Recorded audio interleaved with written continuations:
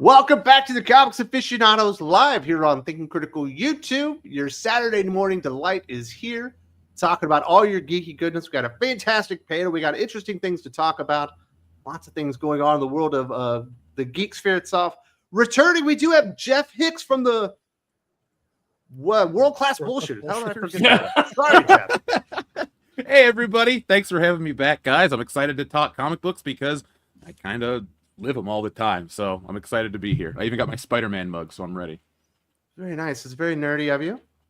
Now, you want to talk comic books. Did you get any new toys lately? I know you like the dolls. No. What have I bought? I picked this up because I go to toy stores, like vintage stores. They'll ask me to come show them on the channel. So I got The Rock. This, what year is this? Like 07. So there we go. That's the newest thing I've purchased. Is that People's Champ or is that the corporate champ?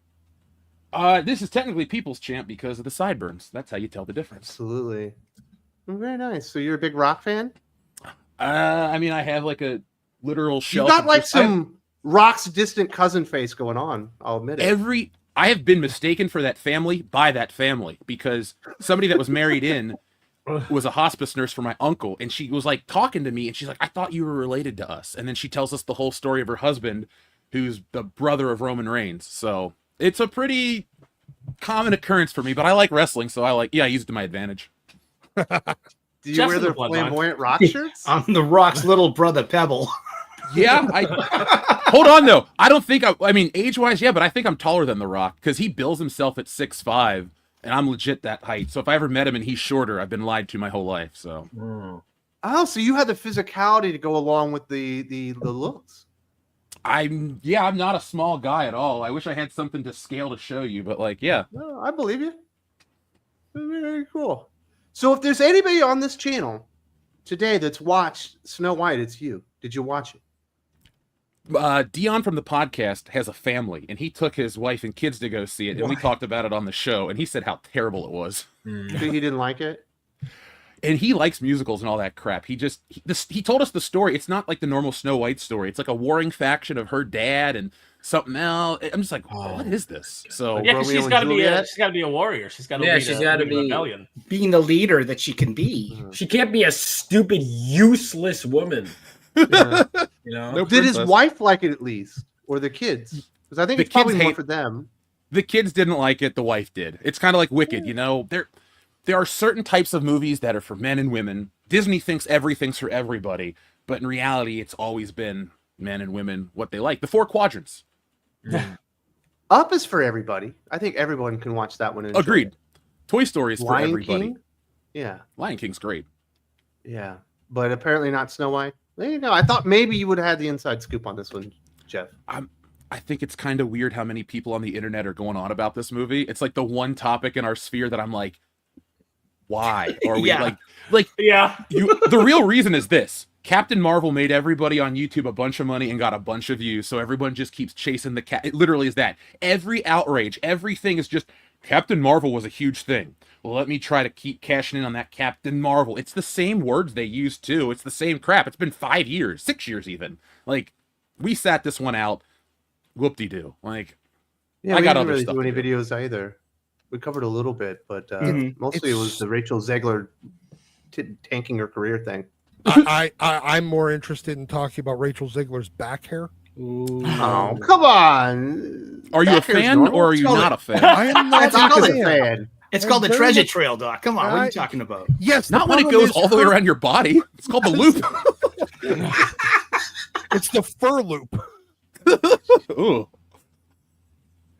You love Damn. it, Doc. Don't lie. No. Yeah, Rachel Zegler is just. There's only. I mean, for a while, I get it because she was just like an unbelievable level of insufferable, and just like bite-sized clips, where it was like more than because I know everyone's like, oh, Brie Larson's the worst ever. I thought she was like runs laps around that, like not even close. It's She's the like novelty funny of the sometimes. concept. Yeah. It's Well, it happened during COVID too. It was like a lot of stupid stuff came out about like that stupid picture of the bandits came out and everybody thought it was the dwarves. And so people lost their minds. And then that got people taken into the movie. And then they found the old clips of Rachel running her mouth and saying stupid things. and then that became a sensation, and it took off, and it had people's interest. It's the old thing of like being a hot dog vendor. It's like, oh, is this what the audience is interested in? And videos keep doing well with it, then we'll keep talking about it. Is kind of how people view it, I think. But I'll be glad to live in a post Rachel Zegler Snow White world where we don't have to think about it ever. Just like Snow White or Little Mermaid 2 years ago. Here's no one talks about that anymore. All of every few months, every year or so, there's some new, no name, low talent actress that runs her mouth while Hollywood's trying to make her a thing, because for whatever reason, I don't know, they just pick random chicks and decide, woo, we're going to make her the next big thing. And they demonstrate that they're either buffoons or just fucking assholes. And we get what, a year or 2 or 3 out of making them basically the national villain. And I mean, and then they fuck off back to irrelevancy. I wish we could just skip to the fuck off back to irrelevancy part. Yeah, let's do that part. Let's mind wipe the Snow White stuff, because we do have a new member of the Think Critical family. Vaughn Coleman, welcome to the channel, sir. You just had a Kickstarter, GoFundMe comic. It's actually wrapped up, but people can still get their hands on it, right? Yeah, everyone can get it. So issue 1, actually, if you want to guarantee that you get a first printing of issue 1 and you're not going to be near New Jersey, because I'm going to be doing some New Jersey shows, the best way to do it is actually going and getting now, because issue 2 and the issue 1 reprint sent off to the printer. So you'll be getting those soon. But yeah, if you want to join, go to my website, rebeloasisstudios.com. You could join my email list. You could read the first 10 pages for free on Global Comics. You could read it digitally on there. You can get a PDF, or you could buy a physical copy of issue 1 now, and issue 2 is following shortly behind. So you won't have to wait long. It should be printed out. My hope is that it's in backers' hands in April, and then it'll be on my website shortly after. Cool. Is it a big comic book? Is it like 22 pages? So the first issue is, I wanted to pull from like, you know how like New Mutants started with the graphic novel, and like Excalibur. I wanted to do that for my first issue, but instead of always having to explain to people, well, no, you read the New Mutants graphic novel, then New Mutants #1. I'm like, no, let's just, #1 is big, #2 is smaller. All right. So like issue 1 is 68 pages. I mean, 65 of story, and then issue 2 is 24. And then 3. I'm setting up that like 24 to 28 will be the standard, but I'm immediately breaking the standard with 3 because I was like, well, this requires, so the 3, whenever I get around to that, is going to be like 43 pages. But yeah, we got 24 pages for issue 2 and 65 for 1. So there is a link to your website in the video description. What's the name of the comic book they should be looking out for? Phenomenova. Let me pull out the book. Yeah, right here. So it's a superhero story set 20 years after World War III and follows the next generation of heroes rising up. So in my world, superhumans led to and fought during the war. And now we have the next generation rising up. I always say in an age of cynicism, it is deconstruction. It is a reconstruction and a reconstitution of the superhero genre that I think is very much needed now. With popularity shows like The Boys and even mainstream comics like House and Powers of X were like turning the X-Men into horrible people. I was like, can we go back and just double down on all the stuff that was great? And so I wanted to pull from that. So I'd like my masters right here on the shelf. Very nice. Well, welcome to the channel. Are you okay talking to a bunch of boomers? Unacceptable. No, I need my safe space. I'm Gen Z. I'm not a boomer. I need my safe space. You guys are what are the buzzwords? Problematic. Damn right. You need to be. I remember I would always be told, because I reference stuff I liked when I was, because I majored in filmmaking. I'd be like, well, the old movies did this, and they'd be like, yeah, that's good, but it's problematic. And I'd be like, but it worked. What's the problem? I'll work conventions and people will say that stuff to me because I go to represent the channel and to sell the books. And when we get into those pop culture discussions, I'm nice to everybody, but I just don't humor that. Like that, it's like I'm a computer and it just doesn't compute for me, because art is a time capsule of when it was created. Do you think I pick up an old Spider-Man and go, oh man, they're talking about a show that doesn't exist anymore? It's problematic because it came out during this. It's for all entertainment. It ruins it. That era of people have no taste. So I don't even worry about it's not the only hero's that, journey is timeless. It's the first story ever written. It's not even just that. It's also going to the idea of everything you create has an expiration date. That's death to the arts. Like, okay, so nothing is timeless. Like, that's what you're telling a whole generation of artists. Yes. Well, they're a generation of people who didn't grow up. Look, at the internet world is different because we were joking about the age thing, but I'm of the age where I remember the analog and the digital world, and it's like, I don't know, there was just a greater.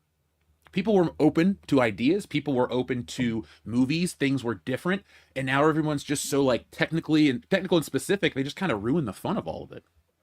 Well, also, you got a bunch of people that legitimately believe that it's kind of, it's almost a narcissism or egotism where everything before now was wrong. We are the people to come and fix all the wrongs of the past. Mm-hmm. Even though we're the dumbest generation ever, we're the ones that are gonna fix it. Yeah. No, everyone else bad, we good. Follow us. No, I mean, that was another main theme of my book too. Is like I would portray the superheroes that fought in the past as like these shining ideals to live up to. And my main character is a dumb kid. And the first issue doesn't even have a full costume yet. It has a makeshift costume. In issue 2, he's now beginning his training in his like training uniform. So he doesn't even have his costume yet because I wanted him to earn it. And that's kind of showing that we need to learn from the masters that came before us. You know, I think that's very much needed. I think it's a problem. And obviously, as we'll talk about, like given the discussions, this is not going to lead us down a good path. People say like yes, you should learn from younger generations in terms of newer perspectives and stuff, right? That's fine. But when they start like cutting off the nose to spite their face, that's where things go downhill. And we've been there for such a long time too. Look at social media. That just amplifies that. It's really messed up. The myth of the modern audience. And why do modern audiences tend to really go back and watch the old stuff and enjoy it better? It's better made. It's more relatable. Yeah. Like, real quick, I don't want to hijack the show, but I'll say this: like everyone that talks about like they want progressive movies, this and that. Why don't you go like watch Independence Day? That movie's like accidentally all the things that the modern Hollywood machine wants to make. A black guy, a Jewish guy, a this, a that, the whole world. It's like we had movies that appealed to everybody that were for everybody. Yeah. And they like there was that window of time where they ruined it with like Volcano. But overall, these movies of the late 90s had this like decent theme of like everybody's got a bigger problem. Let's face the bigger problem. Now everything's real, compartmentalized and pedantic. I just watched Volcano. I've never seen remade Volcano. Independence Day. It would be way more charged and it would be full of all these modern day messages and stuff. And just instead of being the stupid fun movie that it is. And the aliens would be fascists. They did the sequel to it. They kind of did try to make the aliens fascists. And also, it fucking was terrible. I only got through like 25 minutes of the sequel. It's really bad. This is bad. That was going to be a cinematic universe, Wes. I love it when they say Independence Day and Fast and the Furious. No, they're like no. But I love it when they say like we're going to make a cinematic universe, and it's like you have one property. That's not a cinematic universe. That's just a bunch of sequels. Like there is no Avatar cinematic universe. There's just James Cameron for some reason wants to make movies about these blue people until he dies. And you don't want a show about the Green Reef people? No, I'm good. I don't even want the movies, and I don't even hate the movies. Like I've watched both. I think movies. They're good. They were fine. They were fine to watch. Like there was nothing in them that I absolutely despised. But they're definitely the popcorn movies because they're as substantial as popcorn. They have no cultural footprint whatsoever. You walk away and they're done. And maybe that's fine. 45-minute swimming scene is the one that really ruins the way of water for me. Once the swimming is over, it gets good again. Well, because you go back to having some sort of story to follow. Yeah, it's weird because it's doing the one story and all of a sudden it becomes like Point Break. Like, get this Hallie out of here. You can't even surf. Oh, I wish it had become Point Break. That movie's 100% but pure without the adrenaline. action. That's great. Point Fast Break and the is a great Furious movie. is just Point Break. Yes, That's true. It is.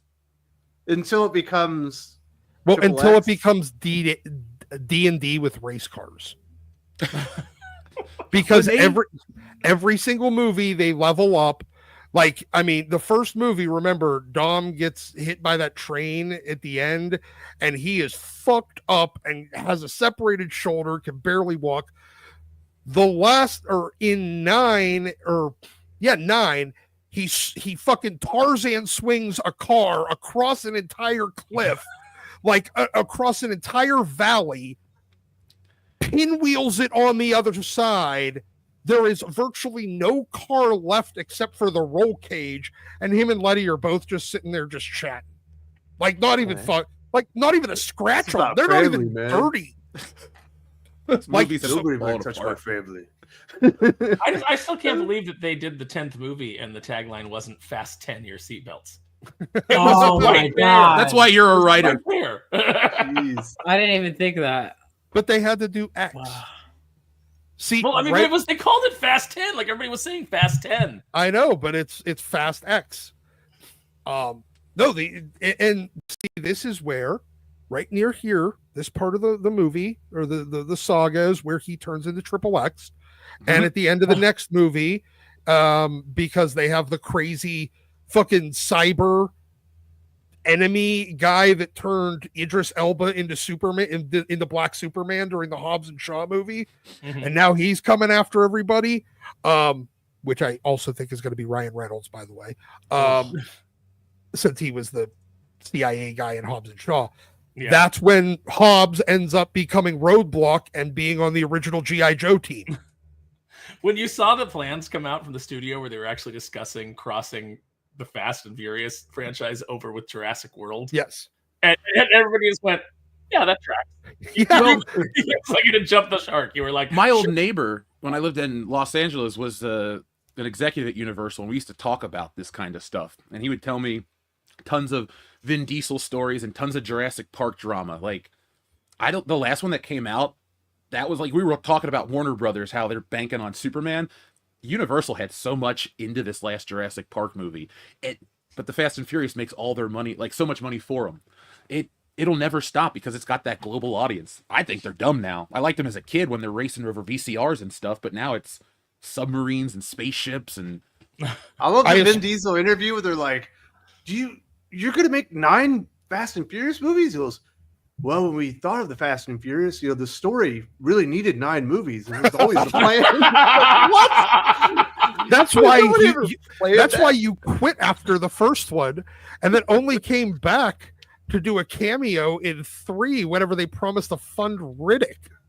Yeah. He's like, yeah, it was always supposed to be 9 movies. No, it wasn't. Get out of here with that. He He's shot going on a back to his- sequence too. Like, Yeah. No, you know what they need to cross it over with? Street Sharks, because you got that Vin Diesel connection on both. It's like Friday Oh, the yeah? 13th, how they call them all parts as if it's like the Godfather. It's like, Yes. no, that's not. This isn't a part. they're trying to be classy. It's the same Fellas, company. Yeah. fellas, I got it. Mad So Max. I've never seen that last Jurassic World movie, Jeff. Mm. I Oh. saw Fallen Kingdom, and that was like I hit the eject button. I was like, You I'm should. out of this. It was so I bad.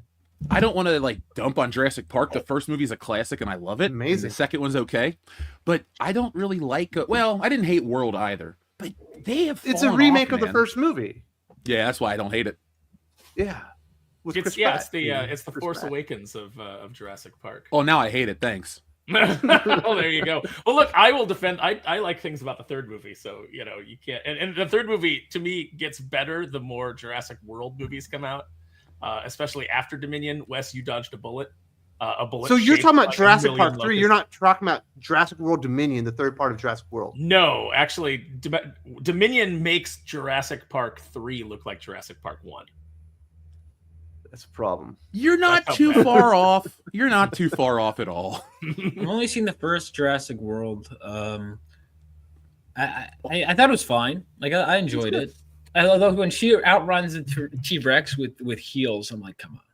Yeah. I had already accepted Chris Pratt riding a motorcycle with velociraptors. Dude, that So, was like, different. That was So cool. I was like, all right, this is cool. And then when she was running in heels, I was like, this is fine. You know? I was like, come on. I was, yeah. I don't know. Like, to me, I mean, I still enjoyed the movie. Don't get me That's wrong. the original T-Rex, though. You got to figure. But here's the thing: the he's motorcycle older, and he's not as quick. velociraptors is Well, not it's a she. logical. They're all females, Aaron. The I thing mean, about the until they motorcycle and spontaneously velociraptors gender is the that's T-Rex? that's Come on. cool. Outrunning a Well, T-Rex in heels is not cool. I get the T-Rex has original got bad score. knees. hold You on. see the vehicles, you get all nostalgic. Yeah, I Hold like on. Jurassic World. Yeah. Argument. It has nothing to do with being able to outrun, or there was absolutely no point in that movie after from when the movie started that she had ever had an opportunity to change shoes. She could have She should've taken her pulled- shoes off, but she Yeah! would have been but then she would have been running through the Oh. fucking jungle in bare feet. It Good worked for luck. John McClane in Die Hard, and that's the greatest action movie Yeah, ever Run. he Yeah. is What did not. Michael She Douglas is no do in John Romancing the McClane. Stone? He I know. cut the heel off. Remember? Come on. The thing That's that a you solid guys, movie. Oh, yeah. yeah, Romancing the Stone, that's a good movie. The thing that you guys are forgetting is that by now that T-Rex is like in her 40s. She's got bad knees, you know, her back hurts. Arthritis.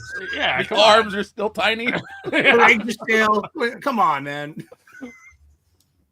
But yeah, I didn't see Dominion. But once the girl, who was clearly a clone, decided to release all the fucking dinosaurs into the real world as like a means to fight the system, I was like, yeah, this thing has officially gone off the rails. This is When she terrible. released roughly 40 dinosaurs into a very small geographic area, and yet somehow they're all over the world immediately. They had no plan for what to do with that third one when they released the second one. Mhm. It was like a Resident Evil movie ending, where it's like, here's our ending, and then they get to the next movie, and they're like, well, shit. Completely different. Yes. Like every time Alice gets her superpowers, and then in the first 5 minutes she gets to use them, and then she gets them ripped away from her.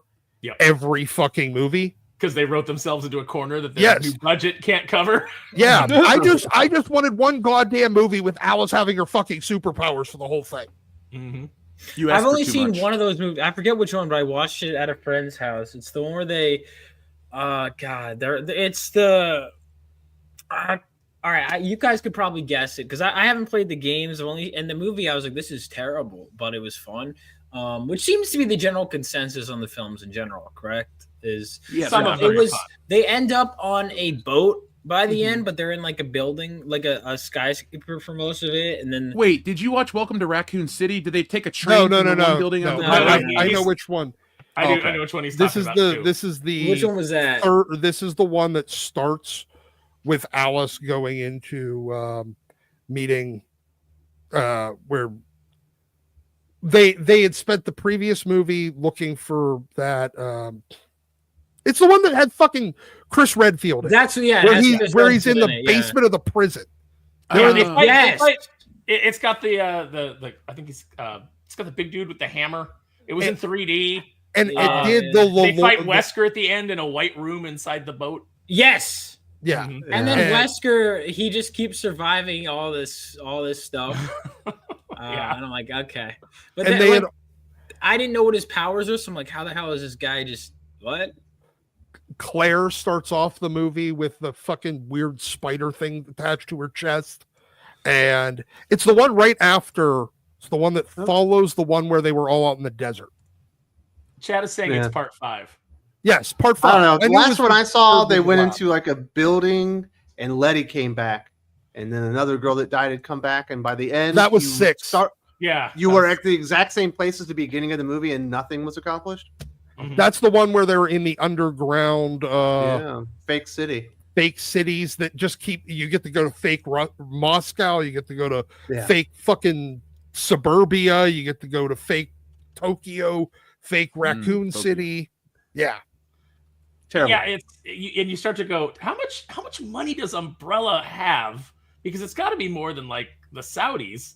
And Yes, trillions. what exactly was their goal? Because you went from a very simple thing about like, yeah, they make biological weapons, and some of them got out of control at the beginning, to they have all these underground bases, and it's like, are they Wait. a supervillain organization? And what was their plan? However Wait, much money not they only need. Not only did they make biological weapons, they make biological weapons and makeup.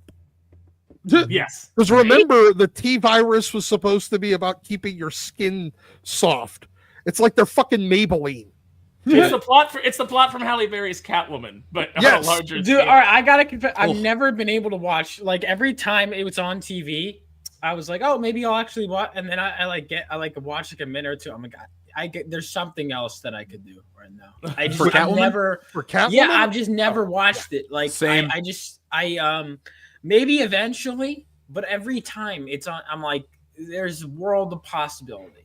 Don't Why Halle am I Berry and spending Skippy it? outfits is worst things you could do with your life. Well, there is, but like it's never even one of those scenes whenever it's on TV. It's they're talking and what they're saying is I'm just like, You have to come in on the pivotal her and Benjamin Bratt play sexy basketball. see, I've seen that scene in its entirety. I've seen that scene in its entirety. See, what happened is they saw the Daredevil movie and they were like, sexy playground Yeah, fight. the scene that no one liked in the Daredevil movie. That's we gotta duplicate that. By the way, Wes, I will forego my introduction time because of this rousing discussion of a million different. It's all good. Everyone knows you and Sully and Doc, I guess. Yeah. Yeah. Good. I don't need introduced. I got nothing to say anymore. I just show up and smile and use my Boston accent to impress the chicks. Sure it works. Just kidding. It's working for Bill Burr this week. Is Catwoman the worst superhero movie ever made? Is it worse than Steel? I haven't seen that either. No, it's not. No, Steel's no, garbage. it's not Even- worse than Steel. And I feel like there are worse movies than even Steel. All right, let's hear him, Doc. What about the Punisher? Like the 19... No, not Punisher. I don't like Punisher. The Warzone, but do you 80s guys like- Punisher? Yeah, do you guys like that one? It's the one better with than Dolph? Steel. Yeah. Yeah. Yeah, It's in the same Um, window of Dolph's time for me. balls in the Warzone's trailer. good. What are you talking No, about? Jeff? Warzone is fucking awesome. I just watched Yeah. Warzone twice. Why this would you week. say that? Because I differentiate it like this. Punisher Warzone, the movie, is like the Punisher Max comic books. The Thomas Jane Punisher movie is like the Mike Zeck late 80s stuff. And I like that era of Punisher where there's like, he's got issues, but there's like a world where he can get through his stuff and kind of return to normalcy. Plus, I thought Thomas Jane did a great job. Ray Stevenson's Punisher was just like, it was awesome for the action and the gore, but I wasn't feeling the story at all. Dude, you I take actually it cared about back the other with one. that dirty mouth of yours. You can't say stuff like that here. What are you doing? It's funny because you say that Warzone is more like Max, and yet the Thomas Jane Punisher steals Welcome Back Frank. See, It- here, Yeah. You know, it's which is Max, but it's Garth Ennis. here's the thing. I'd say that worse than Steel, the second original Captain America movie, the one with Red J.D. Brown? Salinger's kid. Oh, yeah, Matt Salinger. Yeah, What? He is? Yeah, that's pretty garbage. Yeah, that's him. I'd Where he say keeps that that's pretending to get know sick to that. steal a car. That's like Captain America's big move. Oh, He's dude, like, oh, yeah. my stomach doesn't feel good, and then they go, oh, are you okay? And then he runs and steals their car. Doesn't he do That that happens like twice in the multiple movie. times? Yeah, I Yep. was Yeah. watching that movie. I was like, that is like messed up. And the Red Skull's Italian for some Yeah, reason. yes. He keeps saying, my brother, to Captain America. There's a lot of weird choices in that movie. And he's also, I remember watching that movie. Also, there's that really weird freeze frame where he turns and he looks at the camera. Yeah. Oh, yeah, at the end, and then it it's like becomes an a cartoon. awkward amount of time though that he looks at the camera. Like if you just cut it like a few seconds earlier, no, it still would have been bad. Actually, Sivan, you're too young to remember, but they used to do this thing in the movie at the end where they would call it the freeze frame, where the characters would just. Well, no, but I've seen him done well. They And just then I've really seen done Captain it up. America 1990, where it was not. I mean, Police Squad did it the best. Yeah, That's a but great no, movie. I would say that second one where which one was the one where he wore the Captain America motorcycle helmet? For That was the entire- made-for-TV movie with Reb That's the Brown. one. That doesn't Yeah. count. It's made for TV. It's still a superhero movie. It's made for TV. It doesn't count. It wasn't for theatrical release. Do we think that Ant-Man and the Wasp: Quantumania is in conversation for the Oh, yeah. I best didn't even superhero movie watch ever it. made? I was so out of the MCU by that point.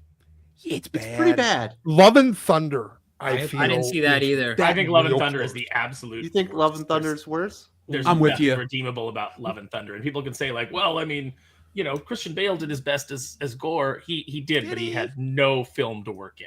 Like he's in an entirely other movie. And additionally, I would also say that the Eternals is right up there. Agreed. I never That saw was it.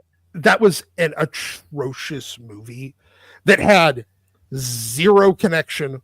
It is a wholly other universe to the MCU. Yet Man, they I'm so expect glad us I to dropped believe that it is part of the MCU. Well, I didn't say that one because I thought we were like, that was the obvious one because I don't like the Eternals. I didn't like the Marvels. There are a lot of MCU movies that I haven't been liking. And I'm just going to play Nostradamus. I think the Thunderbolts is going to be pretty bad because I don't want to watch B-list characters from Marvel try to be the Suicide Squad. If I'm wrong, I'm happy to be wrong. But I think we're gearing up for a stinker and then a Fantastic Four movie that people will like, but maybe not move the needle the way they plan on it. I also did watch, finally, Brave New World. What'd you think? I thought it was just boring.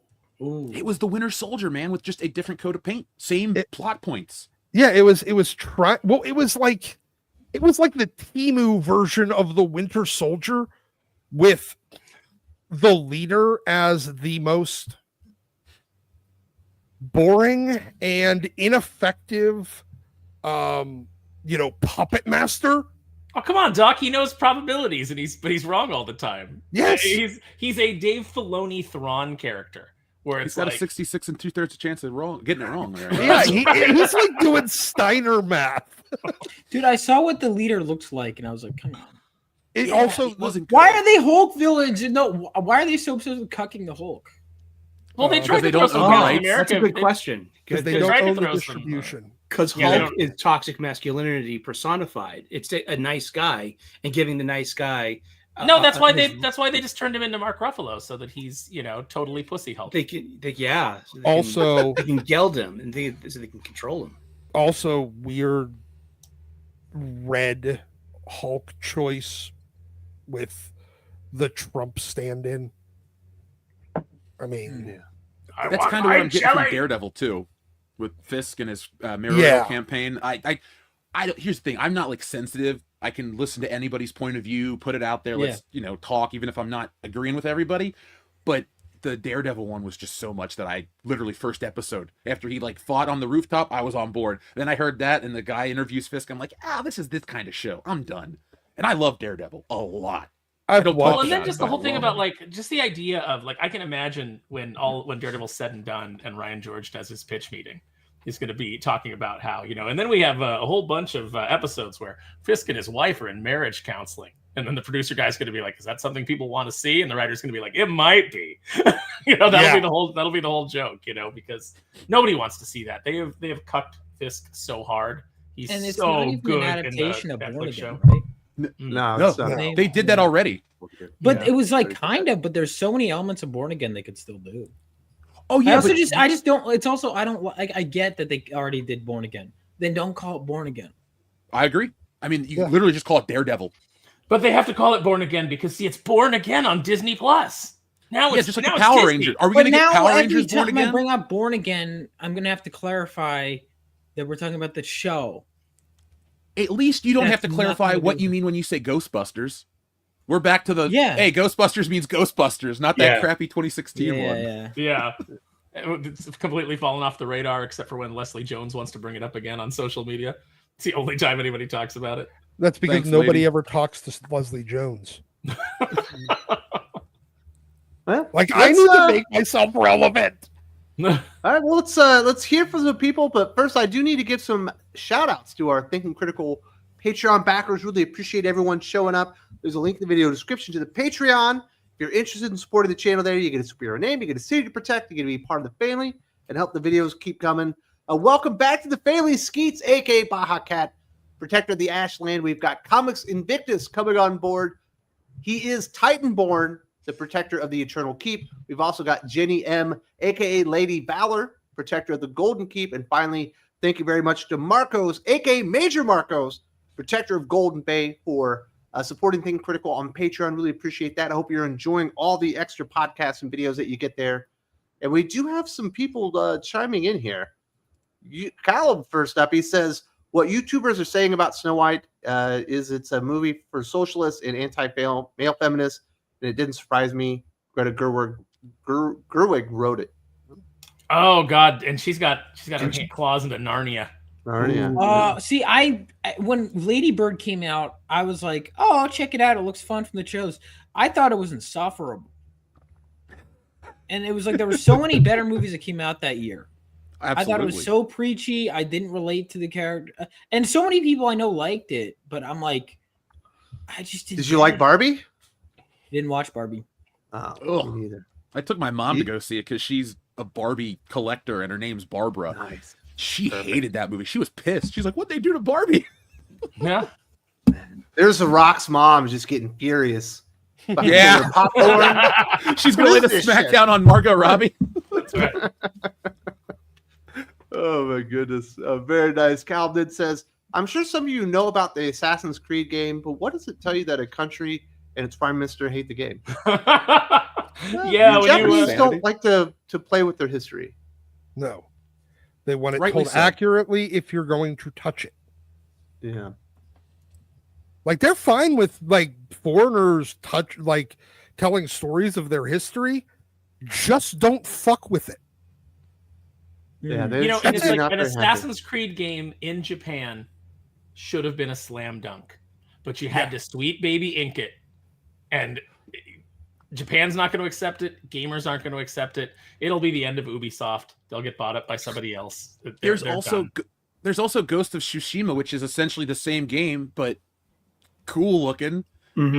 Assassin's Creed, much like the Call of Duty, and here's the thing: I'm not against yearly releases. It's when they put out these games that are just, hey, this is the same Assassin's Creed with a different coat of paint, and I'm supposed to pay $70 for that and DLC and all this other stuff. Like I will happily pay good money for a good product. And Ubisoft games, just across the board, man, I don't like any of them. I'll play other companies' games before I touch an Ubisoft. Even EA. I'll touch EA games before I'll play Ubisoft. Yeah. Well, EA sells you the exact same game every year with the same players. Yeah. Mad. NHL. Yeah. NHL. I'm guilty I'm by pissed. by Yeah. wrestling games, so. I finally picked up WWE 2K24. Oh, It was cheap. And I won't buy 25. Like I never buy them when they're first out. I'm not paying the full price. I wait till the price drops because it's like I'm not the gonna price have time will to drop get right to it. after WrestleMania every year for a couple of weeks, and then it goes right back up. Yeah. So, but I bought it, and you can download all the stuff from Community Creations. It's great, but I was asking my friend, I'm like, why are there all these like locked positions on my roster? Like I've unlocked everything, but there's still these. And he's like, oh, you have to play my faction, and I'm like, I'm not playing my faction. That's sucks. boring. Like first of all, if it takes you 20 minutes to explain to me what I have to do in a wrestling game, I don't want to play it. So I don't want to play my faction. I don't want to do my Rise or my Universe or GM or whatever. Well, you get no Scotty too hotty. That's the fucking break, son. Well, no, you know what? You get no too cool playable. Then I don't have a complete game, and that's why I'll never pay full price. Don't forget, GM mode's legit. They ruined it in 2K25. Like I'm the guy. I pre-order these damn games because I like wrestling games, and it's got good gameplay, and they've updated it enough that it's actually feels different. But it's only when you play the matches. All the all the side dishes to all the special features are the same, and they do suck. Like you used to pay DLC. You used to pay for the DLC, and you got this thing called the accelerator. And then you would go into the menu screen, you pressed Y, and everything was unlocked. It would go rock, this, belt, all this, and it just kept coming up. And then it was all unlocked. Now you pay that same price, you get some of it, and then they still make you play My Rise because it's all about DLC. The reason that they put it on different generations of consoles, but you can't cross-play, is because there's this thing called the Island, and they want to sell you digital Air Jordans and digital Puma shirts and all of this stuff for real-life money, so you can walk around this fictional island that looks like Roman Reigns and buy DLC. That's where we are, and that stuff sucks. I was like, I'm not going to buy virtual Jordans. Get the hell out of here. And then he says, I don't think Superman will do well. I think it'll do fine. I think it'll do 800 million. Yeah, it'll do Between 6 and Come 8. on, be nice. I think we're gonna see closer to release, but I think it will do well. Superman's got that But it has a crossover, lot man. Like working against it. All the It does. WB DC movies have been steadily going down essentially over the last 6 years. Well, That's and the top of it. normies don't really have a lot of differentiation between studios, so it's like they might be vaguely aware of the difference between Marvel and DC, but they tend to view superhero movies as all Marvel. So, and Marvel has such a stink on it right now that may actually end up hurting DC. They're going to really have to, like, not only break away from their own stinky brand, but from Marvel's stinky brand. I would love to hear the reason why the first Wonder Woman and Aquaman both made so much goddamn money is because they're like, oh, I wonder if Captain America's going to show up. It's like that is the actual sentiment of normies. I would. Were they joining the Avengers? Yeah, like, they didn't even. Samuel Jackson wasn't even in this, asking them to join the Avengers. How are they going to fight Thanos? Please do me a favor, Aaron. Next time you go to watch one of these movies, say this kind of stuff in a theater out loud, very loud. Like, and watch all the nerds' head explodes. When Spider-Man gonna show up to fight Lex Luthor? Like, I love that kind. I remember one time my friend said that Spider-Man was DC, and I wanted to strangle him when I was a movie. you didn't, right? He's alive. He's hid the body very, very well. Don't worry. Don't ask questions, man. Also, as a members of Gen X, I will give you some suggestion, a little life lesson on how to hide bodies.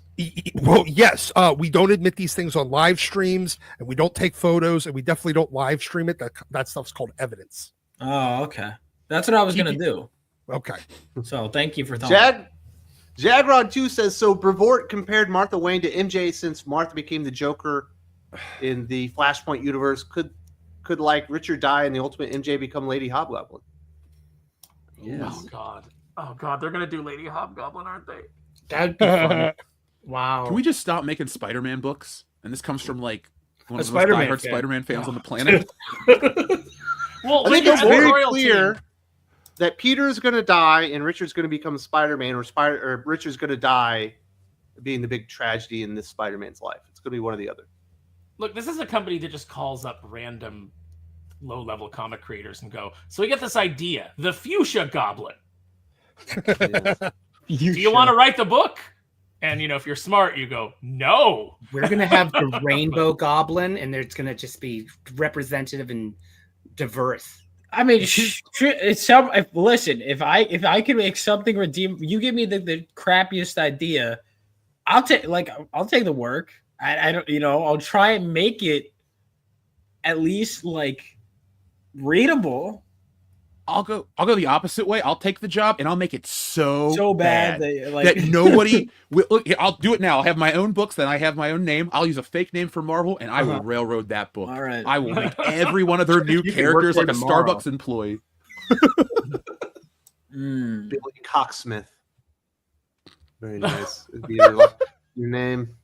It'll be like, remember the three girls that lived under Peter Parker, when he was coming into the skylight, they used to sunbathe on the roof, so he'd have trouble getting in through the skylight. Randy and I think were their names. Was Candy? Randy, Candy, and Bambi, I think was it. This would have been early 1980s. Yeah, okay. So we'll bring them back as the Tri-Goblin. Yes. Hey, the Tri-Sentinel works, so why not the Tri-Goblin? Try anything. I've read the first Waka. That's Marvel's slogan right now. Try anything as long as the fans don't like it. Yeah, as long as it's important. Galb says, when Friday Night Tights was talking about Snow White, the original, I think it was Chrissy that said there's no grace and femininity of female characters anymore. It's just a copy and paste of Brie Larson. I had a friend say to me the other day, she was playing talking about playing some video games with her friends, like those horror-based games where you have to make choices and the story changes depending on the choices you make. And she was like, why are all the women in these games C words? Insufferable. And it was just like, yeah, it's like because they don't know how to write a strong woman without making her an asshole.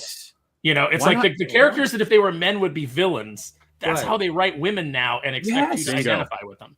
Well, dude, it's the same thing with I remember I was reading side by. This is I guess part of the moments is I was reading Chris Claremont's run for the first time when I was in college. It was around the same time House of Powers of X and the new Launch were coming out, and I was like, why is Kitty Pryde acting more mature as a 13-year-old than in the current comics when she's in her 20s?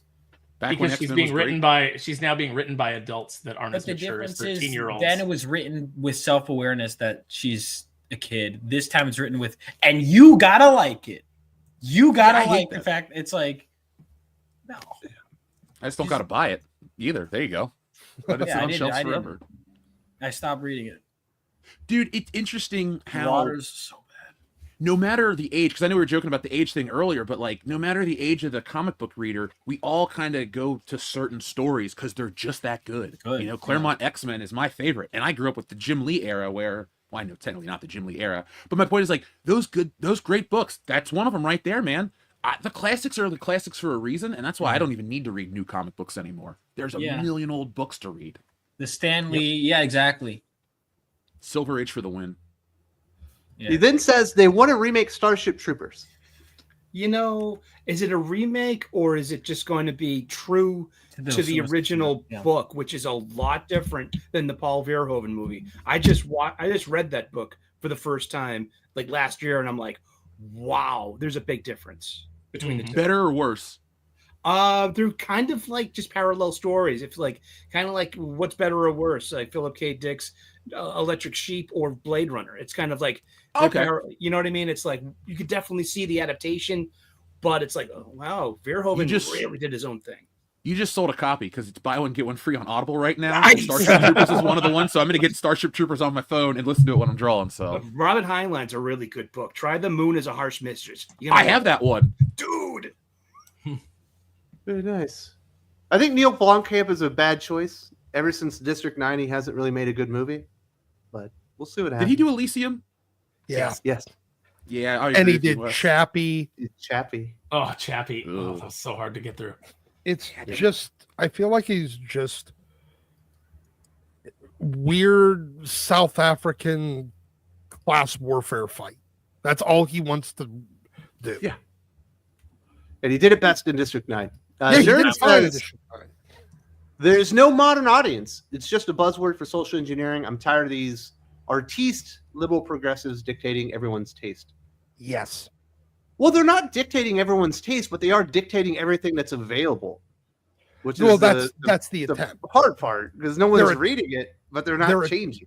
They're attempting to dictate taste by only offering certain story types in order to socially engineer an outcome where the society actually has that taste. Feed everybody shit all the time, and eventually they're like, well, that doesn't taste bad anymore. Yep. They'll develop a taste for it. Yeah. I'm allergic to nuts. I'm not. Well, hey, there's corn in mine. I was going to make a corn joke, but you didn't. But there's not a lot of diversity, especially among like books right now. If you go to a section, it's almost like the exact same book over and over again with the new title. Oh yeah, the fantasy section is all female authors. All the covers are just words, no art, and just like big logos of like City of Ash and Bone, or like something. Every like that. sci-fi book has like a girl bounty hunter that's got like a really bright colored haircut. And you're like, I would like to see something a little different here. And you read the back, and it's all the same. Yes. It's all the same type of story. All the fantasy books are, can she woo the evil guy? It's bad. It's a bad time for literature. It's a bad time for everything. And all of them have a fucking sentence as the title. A sentence that means nothing either. Well, they're doing that in comic books. Remember, it's fun when manga does it. When manga's like, the time I turned into a slime and had to date my teacher. It's like because manga takes it to the ridiculous extreme. Yeah, and describe the plot. This is like just some flowering poetry, but it means nothing. Yeah, is something killing the children? Manga. My penis tastes like clams. Title. That's intriguing. What does that mean? So it's a never mind. I'm not saying that one. Something is killing the children is maybe like a good 24, good 2-year issue story that's been stretched like butter over too much bread because of the decompressed. Yeah, no, it's got and like House of Slaughter and things like that. It's got the titles are good and the kind of like the visuals are good, but I don't think that the execution lives up to either of those premises. I think we're overthinking a lot of like modern comics too, where it's like, maybe at the end of the day, we kind of just want Spider-Man to save the day, but Peter Parker to have a bad thing happen, and then you're like, how's he going to resolve it? Not this let's make the character unlikable and unrelatable, where you take a guy that wanted to do work at Marvel his whole life, and then you ruined the character, make him change his whole career path, aka me. That's what I'm talking about, because that used to be my dream in life. After all different Marvel, I said, why would I want to work at a company that makes this crap? And the people, because I read what these people say on the internet, and I'm like, I don't want to work with these crazy writers. I don't want to hate my life. Like they have taken it from people that would like not only just buy it, but then like it enough to want to be the next people and carry it. That's what I wanted in life. I no longer want that. I'm not upset, and I'm not shooting for it. Yeah, me either.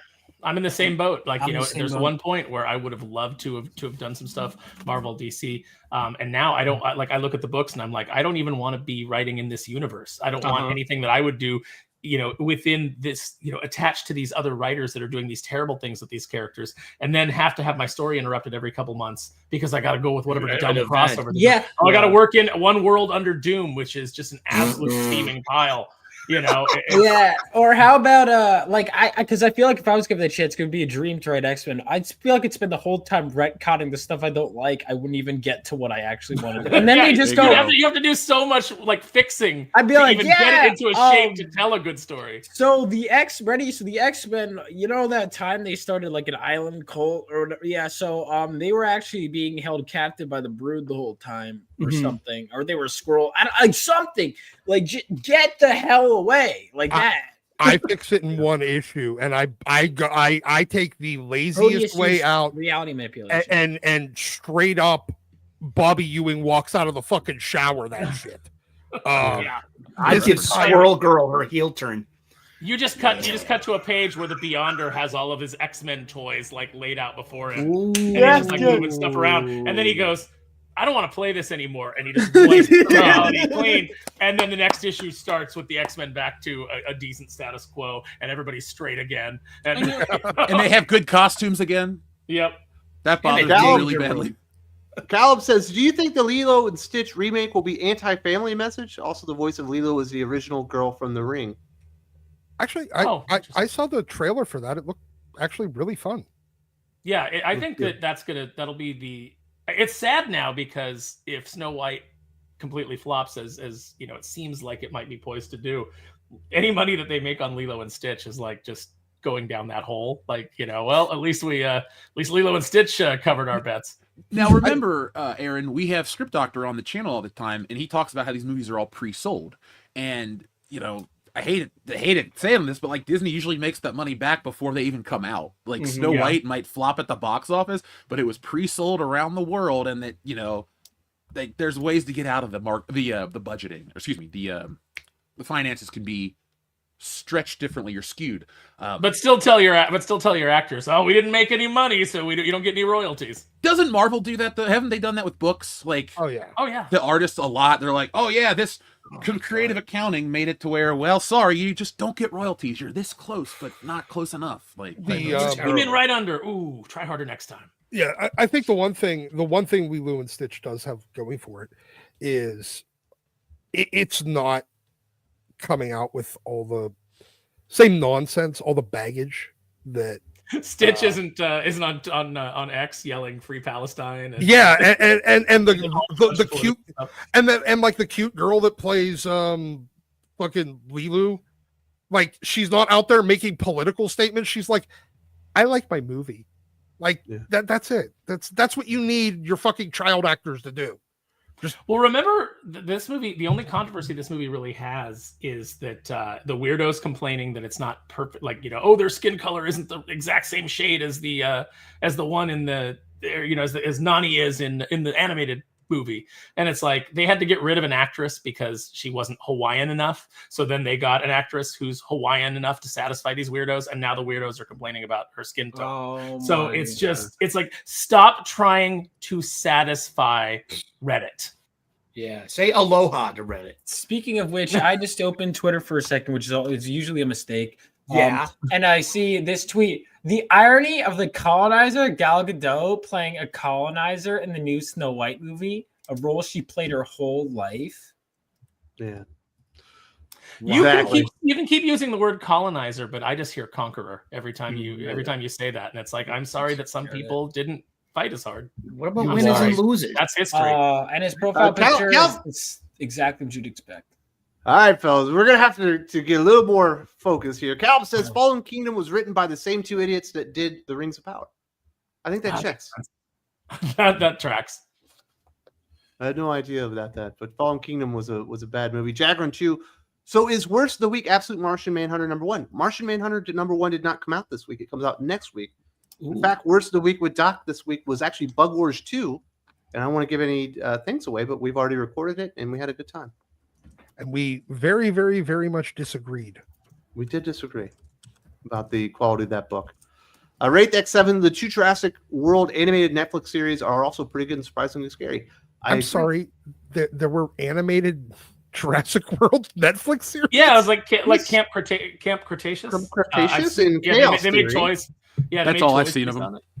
I Yeah, literally didn't know these my existed. kids watch them. They love it. Like, especially the 3-year-old who's in love with dinosaurs. But they are scary. At the opening of the Camp Cretaceous, you do have like this T-Rex is charging and then like breaks through the Jurassic Park gate. And whenever that comes on, he like hides his face behind a pillow. Wait for it. He's like kind of looking out, wait for it to happen. So he interacts with it. But now they're actually pretty good. And you got the main character Darius and all that. We're just now getting into Chaos Theory though. Lots of fun there. By the way, apparently Reddit really, really, really likes Absolute Martian Manhunter. I'm But sure they're do. also the fucking retards that Yeah. think Dennis Camp's good. Are they Yeah. buying it? I read the preview and I had no idea what was going on in the last night. It's all We will going likely be reviewing Martian Manhunter with Doc next week. on. Mhm. Callum says Umbrella game lore. 3 men founded the Umbrella was the main Oswald Spencer. It began when he discovered a flower in Africa, but it goes on and on. Do not quote the deep lore to me, witch. I was there when it was written. I'm assuming this is Umbrella Are- Corporation. Yes, Umbrella Corporation. There you go. Those games used to be great, but it's been a long time since I actually played any of that. The nerd says hearing you guys talk about Resident Evil movies reminds me that comic movies are going through the exact same kind of adaptation, desecration. Yeah. Yeah.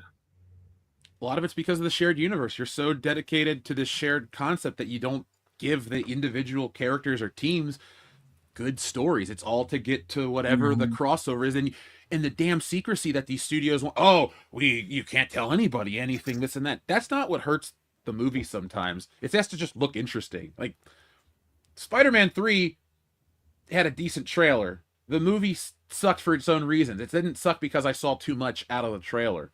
Like, just give us stuff that we can sink our teeth into. Like, if you're gonna do X-Men, Spider-Man don't worry 3 about the sucked multiverse. because they put Topher Grace as Venom and it made no sense. Yeah, and the Sandman little. stuff is pretty bad too with Uncle Ben's death. Yes, it was. Oh I yeah, don't we think could, that was that bad, honestly. we could make those personal statements. Blasphemy. Spider-Man 3 is Spider-Man 3 is misunderstood atrocious. I never legend. even seen it all. I couldn't make it through. It was Oh, so I bad. rewatched it. I like Oh, I saw it in mushrooms. aspects of it, but That might have made it tolerable. Dude, that subway fight scene was insane. the subway fight scene is good. It was great. Yeah. The black But- costume. But that's Now the that problem with the riddance. subway fight scene is that they get into that's where they like CG really started to get used in these movies instead of practical sets. And so they're in a nothing space. Like the whole underground subway area is just this nothing video game space where nothing has any weight or really feels like it matters. It's a fun fight, but there's an uncanny valley aspect to it that just takes me out of it. Eric, you know what the weirdest part though is? Like, if you watch Spider-Man 3 on like 4K, some of the actual like model work of Spider-Man, like the fake one that runs around, looks better than what's in the newer movies because Really? you talk Oh, about geez. weight. Really? Oh, dude, that's the problem with like, I don't, hate Tom Holland or anything like that, but when you watch like Civil War, you can tell that they CGI'd Spider-Man the entire time. Like even when he just walks, that suit has like a CGI veneer over it because it's a different suit that he wore. Yep. But when you go back and watch Spider-Man 3, go back and watch the scene where he's saving Gwen Stacy or when he swings to the construction site at the end, or even in the black suit. Like a lot of that stuff, like there's deleted scenes where they had finished the CGI. The black suit swing through the city could fit in a modern Marvel movie and probably look better than like Red Hulk. It's weird how they had like they put everything into that movie and in the wrong way. Like if you had had a better story and could have kept it, honestly, if you would have just made a fourth one, nobody would care. But it looks wonderful. That's all I can say. The other problem with Spider-Man 3 is New Goblin, where That he was just my shows least up problem. in a like an extreme snowboarding outfit. Oh man, And then they got to write him out. Like people keep disappearing from that movie because it's too overstuffed. It's like, oh, here's New Goblin. Oh, we got to knock him out and give him amnesia for a while. Yeah. Peter's like he's Donny Cates. You know, he's got to have amnesia. And then Peter's regret. Come on, man. Peter's regret for hurting his best friend, and his best friend stepping up at the end to help him out. That's No, good. that was good. loved That was good. Especially that's like saying that you know, Man of Steel or Superman versus Batman is good because it has themes. Man Well- stool. well, Aaron, the difference is though, like Batman versus Superman isn't trying to pay off anything from previous movies. They're just trying to give you a whole thing in one film. Like Spider-Man 3, good or bad, the Harry stuff has been paid off since the first movie. The MJ stuff kind of fell apart. Aunt May had a decent arc where she then, you know, all that crap. Like it's a tragic movie for me because one's good, well, one's really good, two's great, and three should have been awesome. And we really should have just had that Spider-Man series continue on because it was like the last remnant of classic Spider-Man. Then we get the ultimate version, which is, you know, slightly represented in that movie. Mhm. But now we get this new Dan Slott Spider-Man, which isn't, it's like they redid the whole character and everybody just, you know, goes for it. That makes the merchandise, excuse me. Mm-hmm. Sleeve says Electra is the worst superhero movie ever made. One Agreed. of them. Yeah. I turned it off. It's better than Love and Thunder. In It's hindsight, got Terrence Stamp. Yeah. I never saw Electra because I thought the Daredevil Ben Affleck movie was bad. I didn't watch it. It's crap. It's worse than Next Steel? Like Steel is awful. It's unwatchable. I could sit through Steel as a child. When Electra came out on DVD in what 06, because it came out in 05, I think, it was like, hey, let's watch this movie. And they get to this middle part in a house, and I went, let's just turn this off. And that was 19 years ago. So Maybe it is worse. Maybe never. I can't. look I don't back. know. I haven't gotten to watch that one. Tyler Spare Golozinski yourself. says, "I've narrowed it down to either Marvel doesn't want Peter and Mary Jane together. One, don't. because hatreds of redheads, or two, none of the writers there are happy in relationships. So Peter and Mary is a foreign idea." That could be it. I think so. Well, see, Look- they think that having Peter be married is boring. Right. But the majority of my Spider-Man reading, you know, at the beginning of me getting into Spider-Man, it was him married. You know, it's like I read up to the marriage, and then the majority of that time was him being married. And they always kept it. You know, the writers were talented enough to keep it spicy. And Look, plus, you know, Mary Jane was hot, and she Yeah. loved banging Peter. Yeah. Like, you know, like their relationship was strong. They were hot for each other. So it was a very like sexy relationship. You know, it wasn't Spider-Man boring 300. like, you know, her just sitting around in sweats and him, you know, on the computer, you know, because there's no love left in their marriage. You know, the writers actually worked to keep that spark alive. So you felt like it was a real relationship. Yeah, I gotta read more of that later stuff. I've jumped around, like I've read Craven's Last Hunt and stuff like that, but I was book. reading through the '60s stuff. Probably gonna read all of Stan Lee's run. I've read but I want to read more of Spider-Man and MJ as well. Well, also, I would suggest you similar- read every issue of Spider-Man ever because the 60s as a decade is awesome. Then when Steve Ditko leaves, you'll understand that Stan Lee didn't write as much of the comic book as history tells you because it's a completely different character. The first Spider-Man fights Well, yeah. mobsters and all kinds of other stuff, and then it becomes a romance novel from 1967. It becomes and in the Archie. 70s. Yeah, because Ant-Man That's and where Aunt I'm at. Anna are I'm at going the to hang Romita out. stuff. He's my favorite artist, but I can't stand the writing of that era anymore. See, I used to like be- it. I like it. Got to read the earlier stuff because all I the stuff did. that. Okay, I got Marvel Masterworks too. I think the Stan Lee stuff is awesome compared to other stuff, but the Spider-Man character, man, like it gets. Have you ever read anything from the '80s outside of Craven's Last Hunt? Because that whole decade is solid. From the Yeah, I appearance of read Madam, a lot of the Hobgoblin stuff. that's a great story. You got to read Madam Web's first appearance. The Juggernaut shows up. That's a good story arc. Anything with John Romita Jr. On art, and I think Roger Stern's the writer, you're going to be in for some really good Spidey. Like, Yeah, I read some of that. just stop around 95 and then jump to about 2002, 2001. Because there's a great story where Mary Jane gets kidnapped by this psychic villain, and Peter thinks she's dead for like, I think a year in our time. She blows up on an airplane. And so Spider-Man is going through this shit like, oh, he's going through a dark period. And eventually, because he believes she's alive, and everyone's like, she's gone. You just got to get over it. And he's like, no, she's out there. And then they do the story where he finds her, and it's a pretty cool story. And then it picks back up to Peter and MJ being a thing. And it was never boring. Like, I was born with them being married, and I love Spider-Man. So their argument of kids don't like it is garbage. Yeah, I never hear anyone, for all the talk of that being boring, I never hear anyone who was reading comics during that time saying they were. I've never heard anyone say that. Not once. It's Spider-Man. He's always had a girlfriend or a woman, companion as Peter Parker. Yeah. Also, let's not pretend like Liz Allen or Betty Brant were like really interesting love interests. Liz Allen's only interesting because she was a high school girl that had it all, and then after high school, she had to go out into the real world, so she kind of like face planted with reality. She's interesting from that point, but like I'm with you, like. But Betty, I'm saying as a love interest for. Oh Peter, God, yeah, she's not. Yeah, that's the point I was making. Oh, I agree 100%. Callum says, "Why does the third episode in every single Disney Plus show always take a massive nosedive?" Because they release 2 initially to get you hooked, and they then put all the effort they put all the effort and all the budget into the launch. Because I thought the 4th episode of Daredevil Born Again was the bad one, though. Yeah, it's definitely the one where you can see that there's 2 different writing teams being mashed together. Yeah, not exactly exciting stuff. I was like, "What the hell is this?" I don't know. I hope it turns around, but it's not very promising. I think the CGI is pretty bad. Like, anytime it switches to the fake Daredevil, it looks weightless when he fights, and I kind of. Well, that's only the first episode because you never see him again. Oh, really? No, there's a fight. There's a fight in a bar that's all CG basically. And they have Bullseye throwing smoke bombs so that they can. That's what I saw. That was the first one. Talking about. No pixels were harmed during the production of this episode. They did a little bit. I mean, you've had Matt Murdock fighting. They did. He fought some bad cops at the end of the 2nd episode, and that was it. You saw a little training montage in the most recent. Why can't they give you what they promised? I just want some Daredevil in my Daredevil show. I just want some Captain America in my Captain America movie. Can you give me that? Can you give me that, please? What? That's what the title is. Oh, why would you give a paying customer what they asked for? You're talking crazy, Aaron. What year is this? Yeah. Disney doesn't like to do that. I'm sorry, I am Gen X. I remember a time when expectations. I remember a time when I was everybody's desired demographic. All right, you know what? They just gave us what we wanted all the time.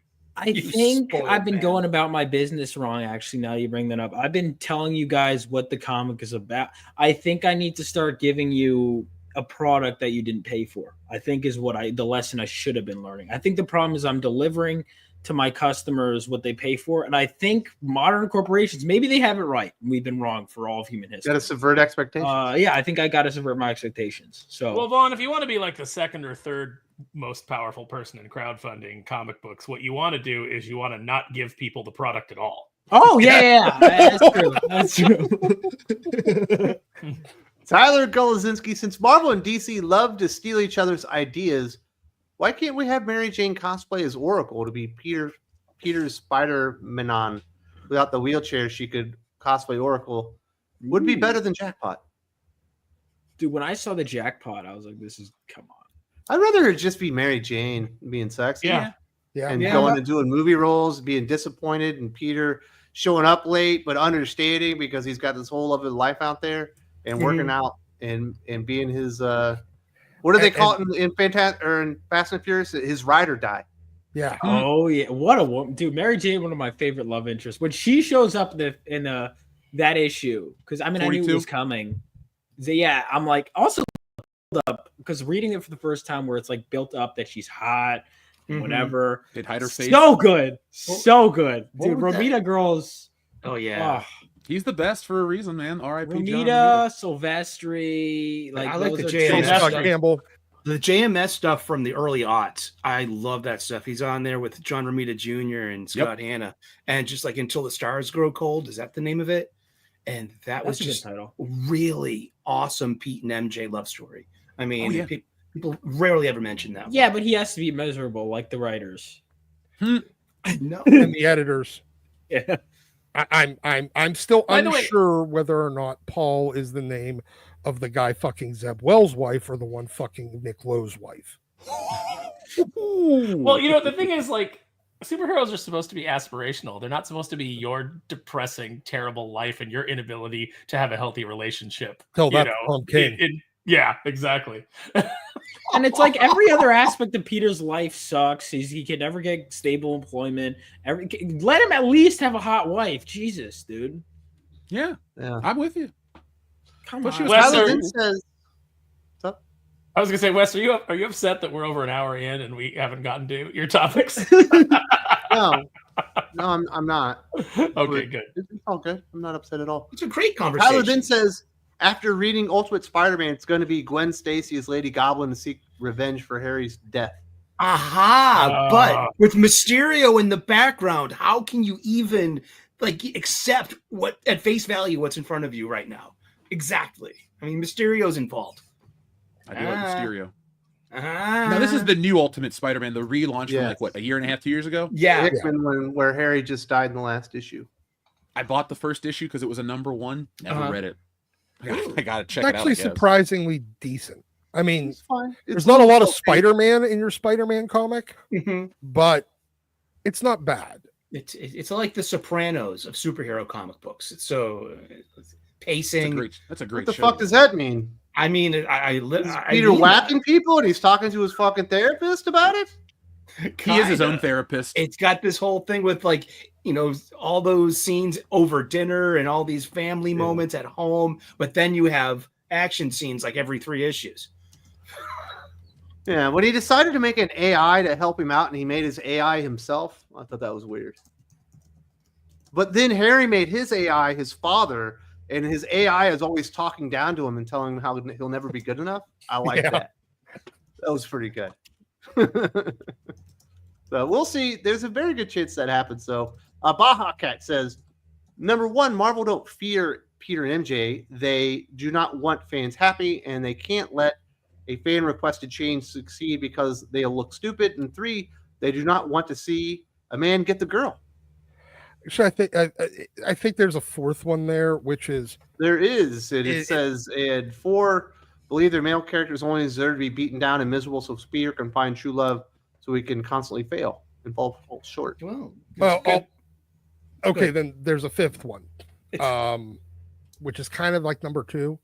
They really, really, really, really don't want to admit that after 400 issues, they still have not convinced a single longtime Spider reader that hated One More Day that it was good. That it was actually. It's been 18 years. It's been almost a whole generation. been I mean, like, Vaughn, let me ask you, 400 issues. Vaughn, I mean, a personal question, I guess. How old are you? Do you mind asking? Are I'm you 30? 25. Wow, dude. So, like, 15 years ago, I mean, that's the golden age of comics is when you're 10 years old. So 15 years ago, what are you reading? You know what I mean? I wasn't reading comics yet, but I was in the movies and stuff. I didn't start reading until, but it was like around that I started reading. I never really was picking up new stuff off the shelf that much. I mean, a little bit, like a tiny bit, but like I got in like right before the New 52 happened. So they were like, you know, all the stuff that everything's adapting. We're kind of throwing that out and started. And I was like, what? I just got here. What? Yeah. So Peter and MJ haven't been together like the entire time. Yeah. You've been tuned in, but you like, here you go. Once again, like, hey, we like the older stuff better. Why can't we get this?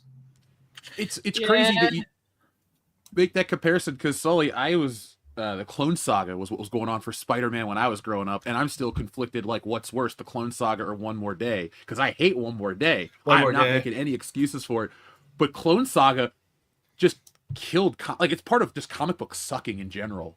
Like across the board, like late '90s Marvel. What is it when they filed for bankruptcy? Those books were bad, but I'll tell you what though, fans were invested. Like those books sold. The Clone Saga sold. I was working at the comic book store at the time. And a different time. Yeah, and people were coming in. And that was one of those instances where the fans hated it, but they were invested. Like, and they wanted to see what the story was. And they were introducing all kinds of characters like Judas Traveler and oh yeah, I mean, Trainer or whatever his name was. Yeah, so like there was all kinds of like mysteries about what was going on. And then when it got to the end and they just killed Ben Reilly, because people didn't hate Ben Reilly, they hated the idea that Peter had been a clone all those years since Spider-Man 149. And once they revealed that Peter was the real Peter and Ben Reilly was the clone, they still liked Ben. And when they just killed off Ben, that's when a lot of readers took it off their pull list. They were like, I'm done. Wasn't Kane the Spider-Man? No, he's the genetically... I just thought because he got burned up in the smokestack when he dropped him in. No, Kane's the defective one. Kane, yeah. That's great new figure on Retro Card if you haven't picked it up yet. I don't collect anything but Peter Parker. I'm like hardcore Spider-Man. Like, look, I got... He's a Peter Parker. I only do the classic Spider-Man stuff, the original. But all right, one more day, man.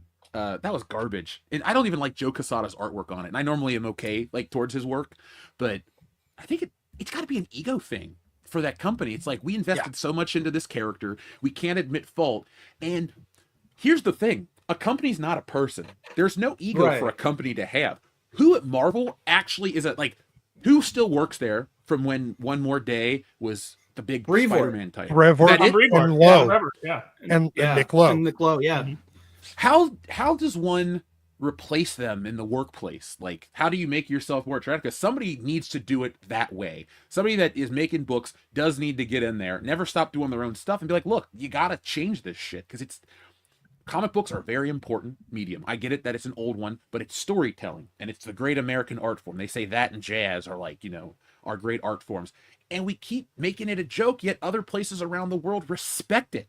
Japan, Italy, France. You can be a comic creator in those countries and have a nice life because you're respected. Here, comic books are like bubblegum and toys, and this is garbage that they just say it's all for kids, but kids aren't the people buying it. We have the numbers with merchandise. Adults are buying the toys. Aaron knows what's up. Adults are reading the comic books. I understand that you don't want to have it be like prohibitively gory or, like tits in a Spider-Man book because you're trying to sell it to everybody. I understand that. But what happened to like a bigger theme or a relatability? Like, that's where Peter Parker works for me. He's relatable. I may not be living with my old aunt and uncle, but everybody can understand what it feels like to be outside of the social group or not the cool kid or this or that. Right. Everybody can relate. In fairness, though, remember, Peter Parker was kind of an asshole in those early books. He was a dick. Oh my God, because everybody was actually trying to be friends with Peter, but he just assumed they were being mean to him and bullying him. Yeah. Like Flash Thompson is like, dude, come on, hang out with us. And like then they wrote him like Peter thought he was his bully. Flash is trying to make him Flash was a dick in the early comics. Yeah, they did fight. Like, remember they had that boxing match? They had the boxing match. Yeah, Flash was a cool asshole. Is that not one of the dumbest villains, by the way, since you read through this book, The Living Brain? Come on, that was so dumb. Yeah, that's what I'm talking about when you're like, Steve Ditko's all of his earliest. There was some stinkers. Oh, but there's tons of stinkers from any era. But also the best villains were all like that era, like in a row, like back to back. Like it was crazy. I think so I can accept the Living Brain or whatever that. Like, okay, you get one fluke, it's okay.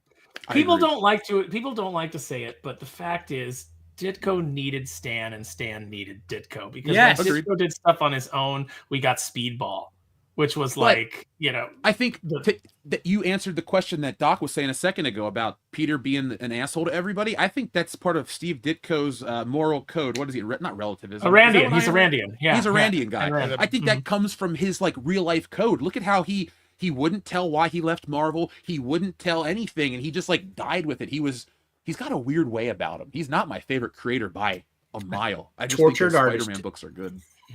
Yeah, very nice. Yeah, but he tortured himself. That's why I get mad, because you cut yourself off from royalties. Like, if that guy would have pulled his head out of his ass in 2002, Stan Lee and Steve Ditko could have been at the premiere of the Spider-Man movie and all this stuff before Disney. It was a lot easier for these creators to get their just due. Though they did give Joe Simon his right before Captain America, but that's a topic for another time. Wraithx7 says they recommend watching the awesome Roughneck Starship Troopers Chronicles animated series, and I second that. Ooh, yep. Absolutely. Good stuff. Yeah. That shit was great. I kind of like Starship Troopers 3 because they got Casper Van Diem back, and that was okay. I haven't seen it. Oh man, it starts off they're trying to hang Rico, and then they fake his death. It's like, okay, you're a covert operations now. I was like, oh, it's You Only Live Twice. Got it. So yeah. Mr. DC Comics says WrestleMania around the corner. John Cena has gone heel after being the Superman of the WWE for years. Fans around the world love it as the idea of the hero pass for villains and anti-heroes. Well, here's the thing with John Cena. Yes, he was the hero because he sold all the merch and he was a fake corporate shill the entire time. And that's why people don't like it. They like authenticity. And John Cena being a disgusting person is more authentic, I think, probably to who he really is. Yeah. There's stories about him. Like, go watch the Howard Stern interview with John Cena when he's the champion. That tells you a lot about who he is as a guy. Yeah. I mean, people like Stone Cold Steve Austin. I mean, he was more of an anti-hero, but they liked him because that's who he was. And The Rock wasn't this squeaky hero either. Like, when he became the people's champion, you know, he put it down on everybody. Oh, this person he just talked smack on everyone. He hit Stephanie McMahon with the people's elbow to close out WrestleMania in 2000. That's the highlight of that show. It was such a bad main event.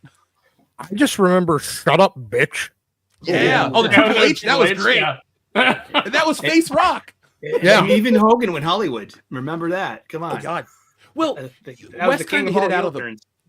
Wes hit it out of the park though when he said, you know, Cena's like the corporate shill because Vince McMahon books everything, and even in the promo, Cena goes, "And I won, and I won, and I won," and I went, I was on board with everything, you know, the world of wrestling until you said that because we all know that nobody actually wins a wrestling match. That's the one thing you should write out of stories. It's like I won, I won. You were written to win. Like that's where you kill me. But other than that, I thought it was a pretty solid promo. And I hope I'm fine with that though. I'm path. fine with getting into the world of the make believe of wrestling, you know, and suspending disbelief and pretending that it's, you know, that there's an Agreed. actual, you know, We gotta I'm do fine it with all that. the way, What though. I can't, but you got to go all the way. You can't have The Rock come out and do the whole bit in Elimination Chamber and then be at the press conference going, yeah, I think we're telling a really compelling story. I really like playing this character, you know, because he's got to keep his brand intact, or, you know, Dwayne the Brand Johnson, you know, he's got to, you know, make sure that you know, I'm not really a bad guy. It's not me. You know? Right. Yeah, it's just Even though it's the most compelling thing you've done in 10 years. yeah, 20. it's and you had to come back and do it because your movie career is on the rocks. But I think He people needs still wrestling. like true heroes. I think if they would have run with Sami Zayn the way that he was portrayed in NXT, he would have gotten over huge as a WWE act, as the little Cody, guy trying to overcome and become the champion. Cody is a white meat baby face right now. He's the new Cena. He's totally fake. Thank you. But Oh, that's- I already liked you, but I like you more now. But that's what they're doing. And I've said I've never been interested in Cody at all. He's And generic it's as only- hell, man. Mm-hmm. Because he wants to go on the fucking morning shows and be like the face of the company. But that's what being the champion used to mean. Like if you read any of these people's books, Shawn Michaels, he talked about like when he became the champion, it wasn't just you get the more pay, it's you do the talk show circuit, you do this, you do that. And he's like, that wasn't what I thought it would be. And, you know, it kind of got demoralized to it. I think Cody Rhodes is just so bland, it hurts. And I really gets me mad at modern wrestling fans because Yeet got Jey Uso over. Like that dude's going to main event WrestleMania. That's like a thing in the world of wrestling that's reserved for the best of the best. Your Bret Harts, your Shawn Michaels, The Rock, Stone Cold Hulk Hogan. Now you got some guy that goes yeet and can't jump over a top rope, getting a main event spot because the crowd goes like this. Like I get it. You got to sell merchandise, but you can sell merchandise that says what or Austin 316 and still have a dude kicking ass and being cool. And not only can he not jump over the top rope, he has the shittiest super kick in the history of wrestling. You know why? Because you can take 15 of them and still keep kicking out. Well, you can thank the Young Bucks for that. Sleeve McDakel, modern comics movie writers take themselves too seriously, but treat their work like a joke. A good writer, in my opinion, does the opposite. Yeah, is humble and realizes that they're not above reproach and hopes that the work speaks for itself. I think Joanne Starrer should be taken very seriously. Please, thank you. That's right. She writes fart porn books. Fartacular. Okay. Wait, is that real? Yeah, that's real. Yeah, the Harley Quinn Fartacular coming on April 1st. Ooh, gross. Yeah, it's scratch and sniff. It's scratch and How did Harley Quinn go from being an awesome Batman character to an icon for weirdos? Yeah. That's all that's interested in her anymore. Oh, I can answer that question, but I guarantee we can't answer it on this show. Come over to the WCBS show. I'll have you on. We'll talk about it. We'll have late night with Doc after 8 p.m. tonight. That's right. Well, we did Debbie Aficionados says- After Dark one time. Why is Tom Brevoort an idiot who won't leave? He's got That is the nowhere question. else to Money, go. money, money, money, money, money, The money, man- money, money. He's 58 close to years retirement. old. He's 58 years old. He has no appreciable skills. He's not going to get fired. He has a miserable personality. So why am and they won't fire him? He is virtually unfireable, short of him getting like busted for legal something, which again, I'm not accusing anything. I'm just saying that's But you're the not only way leaving it outside of the I'm not realm leaving. of possibility either. Yes, there was a non-0% chance, but that being said, they won't fire him, so he knows he is virtually unfireable, and he also knows that he's not good enough to work in any other industry, and no one else would hire him.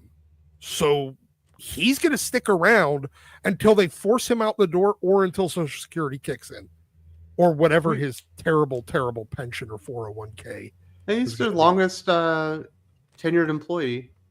currently. Yeah. Wow. Can we pull a Catwoman and just kill him? They said that about Robin in the old Batman show. So Oh my goodness, you can't do stuff like that. It's terrible. In Minecraft. But In Minecraft. Oh, you know what we can do though? We can convince them to put up one of those 900 numbers so you could call in and vote to like when it came to killing Jason Todd, fire Tom Brevoort. Ooh. Hey, Marvel get money out of it. We get rid of Tom Brevoort. It's a It's a win-win. win-win. nobody buying, misses the 900 numbers more than Doc. No doubt about it. Callum, aren't the two girls in Jurassic Park gay at the last minute? I thought it was a kid show, but then again, they hired a She-Ra in the 2018 woman. I don't know. There's certainly the chunkier one seems to be obsessed with Brooklyn or whatever her name is, but I never saw that part. If that happened, I was unaware of it. But I wouldn't surprise me. Netflix does a No, lot and of it shit wouldn't like surprise it wouldn't surprise me to do like the it's like you think you're being brave, but it's really kind of cowardly. Where like at the end of your show, they're like, and they were secretly gay the whole time. Gotcha, bigots. And it's like nobody cares. yeah. that. Yeah. And then he says, on Peter Ninja, do you think Brevoort is doing this because he wishes he was married to a supermodel, or because they want to destroy straight marriages and a depopulation scheme? I think everyone probably wishes they were married to a supermodel, including Right. Tom Brevoort. That would be a nice way to live. But I think it has more to do with Him being a miserable bastard. I Yeah, disagree he with you, says Wes. what in I don't think that Tom Brevoort can achieve any level of happiness enough to even fantasize about having a life where he's married to a supermodel. I think that, like, look, his Substack is called The Man with the Hat. That hat is his entire personality. There's nothing gimmick. else about him. The And man with the being a hat is walk- Indiana Jones. Yes. It's on the posters. Yep. And the only other claim to fame he has is being the human version of the Buc-ee's logo. Only depressed. he was featured in that that Marvel show on Disney Plus, pointing Yeah, out the one, how the one where they showed what a incompetent clown Dan Slott is. yeah, what a clown Dan Slott is, and how he doesn't do his work. And how Tom Brevoort doesn't fire him because he's an incompetent boss. Yeah, That's the guy. but I there don't like. definitely is a push to destabilize the foundational element of marriage within Western culture. I don't know that Marvel is Yeah. specifically trying to do that with Peter Unless and the MJ, woman is but I do think moving it's down part of on- that. Yeah. well, if the man gets totally cucked for the woman, then marriage is a-okay. I hate those types of stories. We're supposed to root for All our of them characters, are not- now. Yeah, that's honestly when you demasculinize these characters. I don't care if it's Spider-Man, Batman, James And Bond. defeminized I'm out. women too. Yeah. Doesn't work. I don't know. Women don't Marriage want is those great. I've characters. been married for almost 10 years. It's amazing. It's the best thing that ever happened to me. I don't know why you wouldn't want to be celebrating it. Yeah. Remember, this is a man that literally publicly tries to humiliate his own child on Twitter. So fuck him. Wait, Tom Brevoort does that? Yeah, Well, it was a while has ago. children? he has He one. like disowned his son for supporting Trump the first go around 2016 or whatever. That guy should be Um, grateful that some woman let him be with her to make a kid. You shouldn't go talking trash on Aw. social That is media. crazy That's to so disown your own sweet. child. Jeff, for- some people yeah. love the Buc-ee's logo. What can you say? I've been to Buc-ee's. It's cool. It lives up to the hype if you're looking for a giant gas station with pretty good food. But And here's the question, though. Does it have styrofoam cups or does it have plastic cups? Because if it don't have styrofoam cups, it ain't worth it. I don't remember. I got a pulled pork sandwich and some styrofoam banana cups are the chips. only thing that are going to keep I your buy- drink cold I for buy more than like 20 minutes. 20-ounce bottles, so I have no fucking clue. Exactly. No, also Styrofoam's the way to go. It's the only based on the way Tom Brevoort looks, he also eats about half the inventory of Buc-ee's every time he stops. Oh, he's the Galactus, the modern day Mhm. Galactus. Got it. The destroyer of brand, the destroyer of Buc-ee's. And then he says, I would write them as the destroyer just of said, Bucky's the destroyer of Bucky's bathroom. keep it spicy, but also have Spider-Man addicted to his wife. The best part of his day is spending time with MJ. Oh, That's wouldn't a you nice love one. that? Spider-Man's like knocking out Electro. He's like, I gotta get back and hump my wife. Yeah. Do we remember like the David Michelini, like Todd McFarlane and Eric Larson and Mark Bagley era, where like every issue Peter's getting it on with MJ at some point. Yeah, it was like waking up next to MJ and it's like, I'm going back to bed. Yeah. Yeah. It's like, Look at that can happen Craven's all the Last time. Hunt. What happened to Craven's Last Hunt? After he escapes the being buried alive and he goes back to MJ, they get it on because the camera stays up. They It's go all down. show don't tell. There's no dialogue. He just like, he goes And- to her for comfort and they just like Yep. the next And he morning. comes back and, well, he doesn't really kick me. Damn it.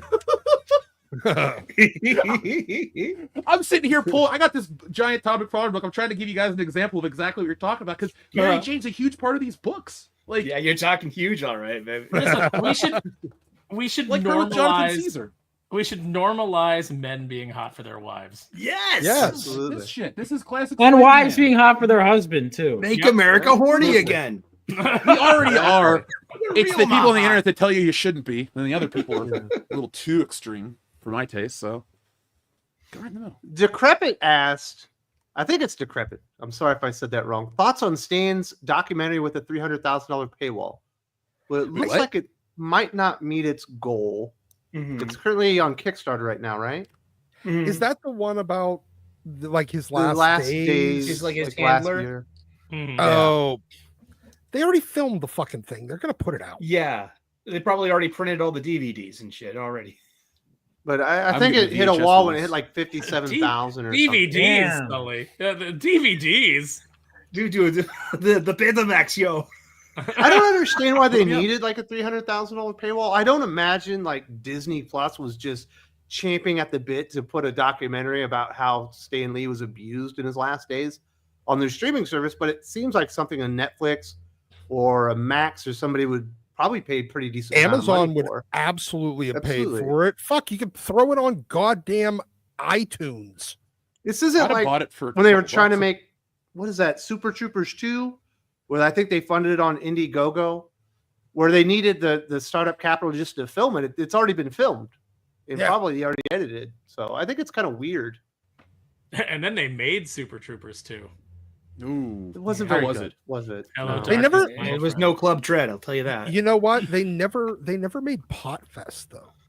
Were they Remember- ever going to though? Yeah, they teased it at the end of Beer Fest. I always thought that was just a big joke. Like at the end of the Like movie, 22 coming In soon. the Jump Street. Spaceballs, yeah. Yeah, I'm not looking for a Spaceball sequel. you're getting one though. You're From getting Josh one Gad. from Josh Gad, yeah, from the Sure. mind of Josh Gad. Get ready for that. Man, Rick Moranis. If you can't get him back, there's no reason. We need Darth Helmet. Mhm. I love Lord Helmet. That's a Josh great name. Gad will play Darth Helmet's son, Little Yeah. Helmet. Now he could Oh, play God. Barf's son. I'd watch Maybe. that. You know, him in the suit. Oh, Eh. yeah, all those guys are dead now. It sucks. But I don't know why you had to do that. It feels like something that people would have paid for to put on their streaming service. He probably didn't need the startup capital. It's kind of weird. Sleeve McDakel, Ditko. Oh, excuse me? You're the filmmaker I was guy. saying, I know Niall Scala was on my stream the other day. He was telling me that like he thinks this guy's totally genuine and it's not for the money. But I've also heard some people say that. So I don't know. Niall, I know, knows the guy personally. He I thinks- don't know the guy, and I'm not saying that he's not genuine. He doesn't want to get the But story here we out there. all in the But it same doesn't question, seem like it too. needs to be like crowdfunded because he's already got all the material. I'm surprised that it hasn't funded. Me honestly. too. I A little bit surprised. It's kind of a sad story. Do you think people want to know the truth though? I guess like, people don't.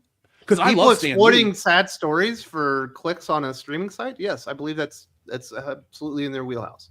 No. I mean the fans. When Vaughn's asking why it hasn't crowdfunded, I think a lot of comic fans, and Stan Lee was great. I always wanted to meet him. I missed out on that opportunity. But I think a lot of people like to think of him as, hey, they're true believers, and they don't want to know the truth.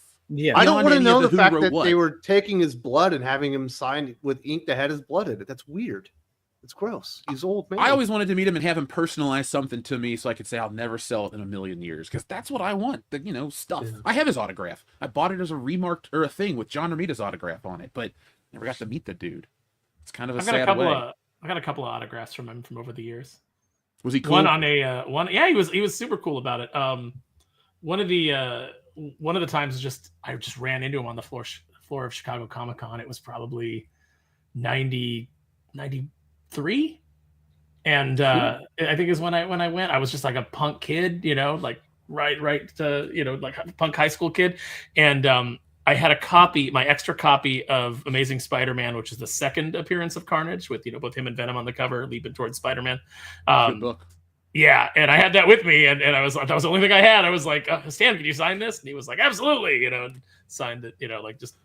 He was really gung-ho. The best Stan Lee story I have is it was towards the end of his life, and he had just had surgery like 2 weeks before. It had been announced that he got taken into surgery, and Jesse Snyder and I are walking around New York Comic-Con, and Stan is just in the middle of the floor in this crowd, like looking kind of confused, trying to figure out where to go. People are crowding around. Oh, can I get a picture? Can I get a picture? And he's like accommodating everybody, but you can tell he's stressed out. And so Jesse and I just walked up to him and we were like, Stan, because you expect him to have handlers. He's an older man and he just had surgery. And I was like, Stan, is there somewhere you need to be? And he was like, I'm supposed to, I don't know where my people are. I got separated and I'm supposed to be over at a signing. And I was like, okay, we'll be the bad guys. So Jesse and I walk Stan to, where he needs to go. People are like, can I get a picture? And we're like, oh, I'm sorry, Mr. Lee has to be somewhere. You can see him over here. And, nice. Stan's doing the thing where he's like, oh, these guys, getting to do the showmanship. And so we get him over to where he needs to be to do his photo ops. And he takes a photo with Jesse and I as like a thank you. And then I said to him, like right before I left, I said, Stan, I got to ask, I heard you just had surgery like 2 weeks ago, but look, why are you here? And Stan goes, as long as I have a gig on the books, I can never die. That's great. That's a great story, Aaron. Yeah, it's awesome. That's awesome. Thank you, man. Sleeve says, Ditko really made Spider-Man and his cast be a real human. Nobody else would design villains that look like Ock, Vulture, or Kraven. Hey, in that suit, how many superheroes have the exact same costume at the beginning? Like, you can argue the web pits are different, and that's about it. And is the blue spider on the back a printing error or not? But Ditko's design sense, that was a strong one. Mm-hmm. Better than anybody. Like what other Marvel characters 1-to-1? Or like over at DC, you got Infantino's Flash. And that's evergreen. That's perfect. That was a great design. Oh, yeah. I would say the Green Lantern costume too, the Hal Jordan Green Lantern. Yeah, Hal Jordan one's great though. Oh yeah, that is a great one too. There's very few, like Batman. How many iterations have we had of Batman? Even Superman, he started out with the different boots. And Batman had the really long ears and the purple gloves, kind of off to the side. And gun. I hate the off to the side ears. Yeah, the original Batman was blonde with a diamond mask and red pajamas. You only got the yellow oval around the time of the TV show. Like before that, it was like the early '60s. And I do like that redesign quite a bit. Yeah, me too. I like Carmine Infantino. His work on Star Wars is not my favorite. Mm-hmm. He had guys like Al Williamson or even Howard Chaykin working on those books. But I love his stuff. I picked up the Red Tornado that he drew not that long ago just for his name. Very nice. Caleb says, in a standalone universe, I think he means Peter, legally married both MJ and Black Cat. Yeah. All right. What? At the same time? That was in the Mormon verse. Yeah. I'll read that. Well, it's not MCU. the Mexican one because in there he marries Gwen Stacy. Yep. Big. Yeah, they had to do different comics in Mexico. They had to do different comics in Mexico because they were not standing for the death of Gwen Stacy. That's crazy. We need to translate those. Yeah. That'd be great. Heck, give it to me in Spanish. I can read Spanish. I don't. Sully, they're coming out. They just announced it. There's a trade. Really? all those books are getting a re-release. I'm down for that. Oh my gosh, please. I'll buy it even though I don't read Oh, Spanish. Man. Oh, you can learn. Trust me. Well, they're gonna translate them, right? No, this is a Spanish release only. Now, it could get an Why? American or an English release. Well, it's kind of a weird. I don't know the real reason. I assume because it's a weird, obscure thing that there's like no money to translate it. Okay, or flip this, Vaughn. Where's your Spanish language version of your book?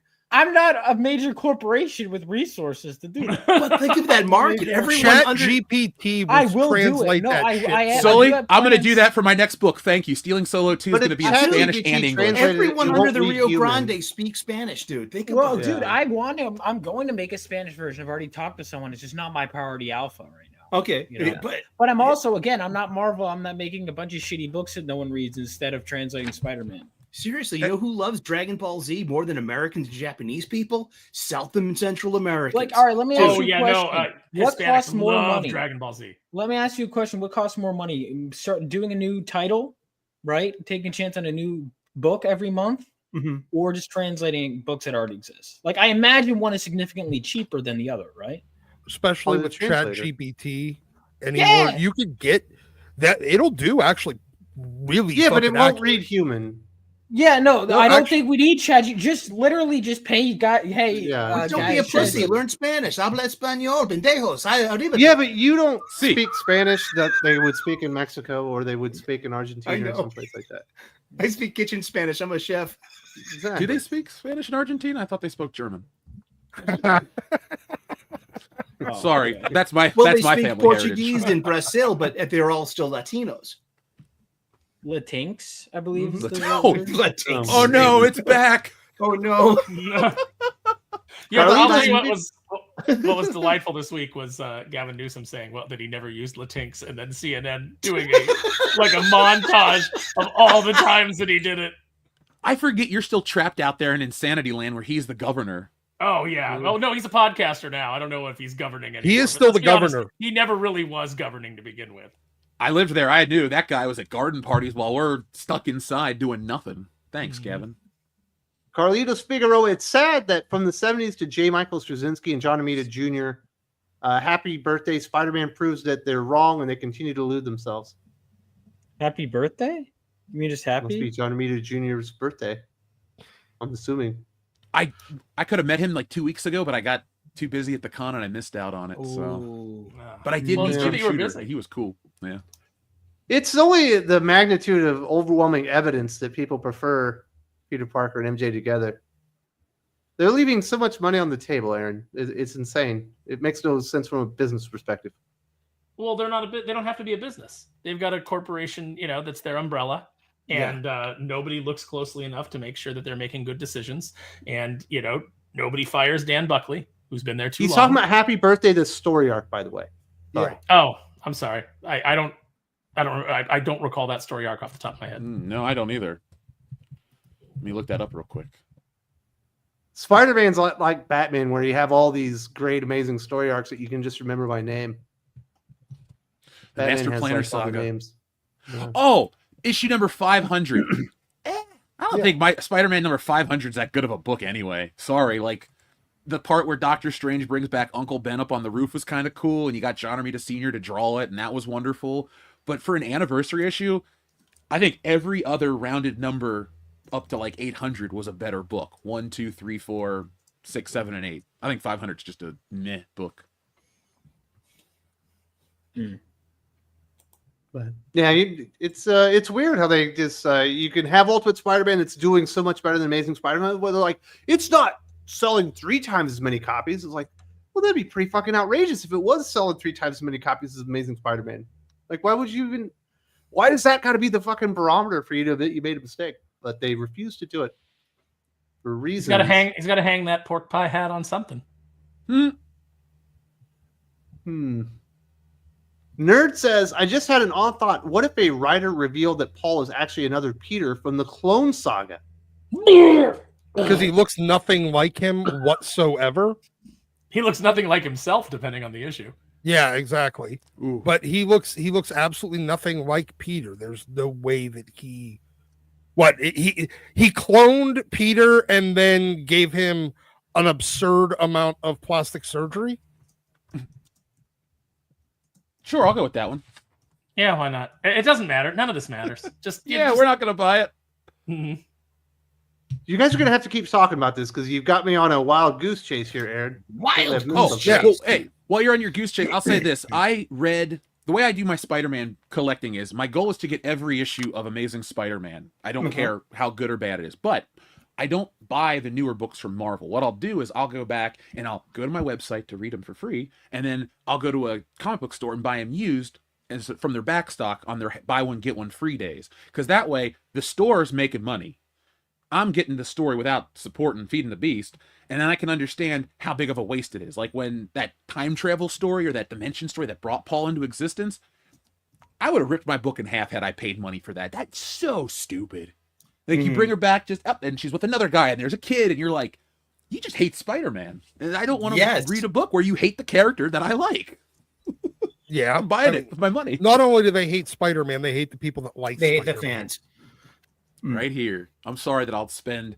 I was in high school when I got into buying comics heavily, and I had a fast food job, and I would drop $60 to $80 a week, on a fast food budget, which is, almost your whole check, because I loved these books. Spider-Man, I was reading a lot of DC. I guess they just don't want, me to make their products a priority as I make more money and could, buy more stuff. I just feel like, hey, I'll sit at home and do literally anything else.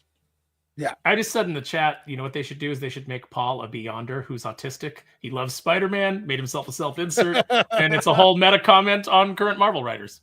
And then can he knock down his toys? You just wrote ourselves out of this corner that we painted themselves into. That's beautiful. Yeah, and we find out that he also created Dan Slott by accident. Yes. It's be like those. And then you have so Dan Slott gets in the book, and then we dust him. He just like fades away into dust, and then that's also when he gets his pink slip at Marvel. Well, here's a one. If I were made publisher of Marvel, the things that would happen immediately. Well, here's something that crosses my mind about the Zeb Wells stuff. Okay, so MJ is canonically 1 year younger than Peter Parker. She spent 4 years in this bubble universe with Paul Rabin and the imaginary Magic Children. So technically now, Mary Jane is 3 years older than Peter Parker. And I wonder what that does to the dynamics of their potential reunion, if there would be anything. If Peter were Leonardo DiCaprio, like he was supposed to be in the 90s, it would completely Peter would have no interest in her whatsoever anymore. So because the Pocky, so she spent time in a Pocky universe. 4 years. Guy. Time ran differently. This guy's a nobody. This Pocky universe. Paul Rabin, he's the son of the big bad Rabin, and who does magic through mathematics and those symbols, and that's what gives Jackpot her abilities too. And I know I'm explaining this badly, but it's all mush. It sounds bad. It is because it is bad. It is mush. And but that's what did Peter do? We open up the Zeb Wells, volume with Peter standing over a smoldering crater. Every hero is mad at Peter because what did Peter do? He broke all the rules and burned bridges with his friends to get technology to go and rescue MJ from this bubble universe. And MJ, you start with that. You jump 6 months. MJ moved on. MJ is now dating this Paul dude and has 2 kids that are like 6 and 8. So everybody just were like, what? I don't understand. And then after everybody hated the kids so much, we find out that they didn't even exist. They were imaginary. So they just vanished. And now we still have to deal with Paul. So what? So like they don't know what to do with this dude? No, he's about to become Venom. What are you talking about? Yeah, they're making him Venom, but he's still with fucking MJ. They don't know how to he's still with MJ. They don't know how to get him over, Vaughn, but they will not get rid of him because just kill him off. No, they don't want to. Because kill him Marvel's off. whole slogan to its customer base is "F you." That's why. Okay. Yeah, like that scene in Airplane 2. Screw him. What do you say, boys? Sleeve McNackle says Ditko would hate a Spider-Man that is a loser. He has an excellent speech about how heroes are not heroes. If they are defeated by life, Peter should have a steady job, wife, kid by now. He does. And the Well, ultimate book. And here's the thing. Peter, he's a smart guy. He should have figured out that he's not going to be able, with being Spider-Man, to carry a 9 to 5 or something with a regular schedule. But he would be able to figure out, hey, I'm also a very, very good scientist. I've done this whole, now that at least he's been turned into Doc Ock built a goddamn corporation that he owned, this $1 billion corporation. He would at least have the reputation for being a very, very, very good scientist and be a consultant. That was the best part of Superior Spider-Man, was when he actually got the doctorate and got a little ahead in his personal or his professional life. I was on board with that. Yeah, and now you would use that and be like, okay, he has industry credentials, he has a reputation as Peter Parker, he has the degrees, he has all this stuff. Make him do a job that doesn't require him to be at a desk between hour X and Y. Mm-hmm. Like we've had he's a smart guy. Parker Industries. We have Beyond. He should have a couple of patents by now. At the very least, he should have been able to do some. He should be doing TED Talks. He should buy some stocks. Come on. He could go. Hey, Tony Stark. Bullshit, Sully. You fucking zoomer. He should be arguing with Sabine Hossenfelder on Twitter about string theory. Yeah, he should buy Twitter and you work make off the funds of that. You make Peter Parker as Elon Musk. I think that would be great. I don't think you do that, but I think you definitely turn him into kind of a tech, not necessarily tech billionaire, not really a tech bro. Who cares? As long as he's not a fucking loser. Yes, he keeps losing his job and has to live on. There's ways you can make him not a loser, basically, is what we're getting down to. Yes. Give him a startup company that never gets over. Restaurant. Because even if he's not in his Spider-Man suit, Peter Parker is someone that people rely on. They come to him to take care of things. And if it's Aunt May, if it's the friends in his life, he's reliable and he's counted on. And he shows up and he usually does it. He kind of fails a little bit by being late because of Spider-Man. But overall, Peter Parker is a go-to person in your life. Absolutely. Agreed. They lost that. Agreed.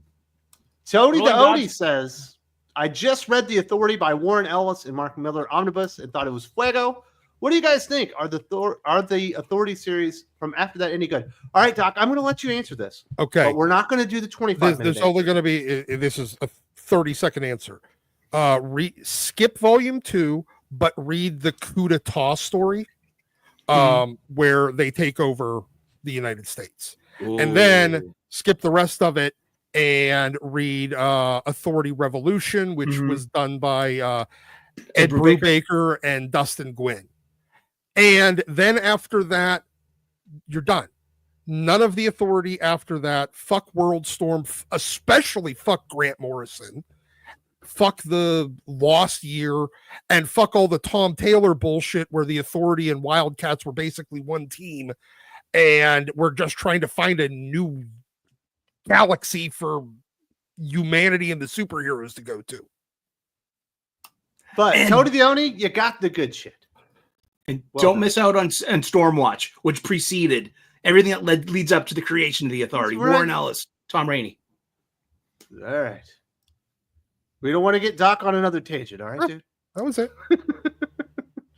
Rate that 7. I'm in the camp who prefers an unmarried Spidey and MJ in the present day continuity. I only want them married and happy in the MC2 continuity. Well, you're wrong. I appreciate your opinion, but you're wrong. I'd be okay if they just dated. I don't need them to be married and have like the marital things, but have them together and have them in a healthy relationship. So many pieces of entertainment don't have a healthy relationship. Not saying you got to go to a comic book to learn life lessons or anything like that, but if you entertainment influences you, and if you just see healthy relationships with people and you write it in that sort of way, people pick up on that, and then people will expect that in other forms of entertainment, of a good healthy relationship. And I think that's a step in how he fixed a lot. But like we keep joking, the people that work on comic books today, like the writers and the editors, don't know what a healthy relationship is. So you can't write what you don't know. Yeah, I mean, it's also like when people are always like, "Oh, if life was realistic, it would be bad." It's the getting back to my idea of the cynical stories. It's like it's just reflective of the worldview. If it's realistic, it means it's bad. Okay, I understand what you're saying about your worldview on life. It's very telling about where people If are. Superman with was their real, criticisms. he'd be a horrible person. Maybe that's just what you would do. Yeah, Homelander.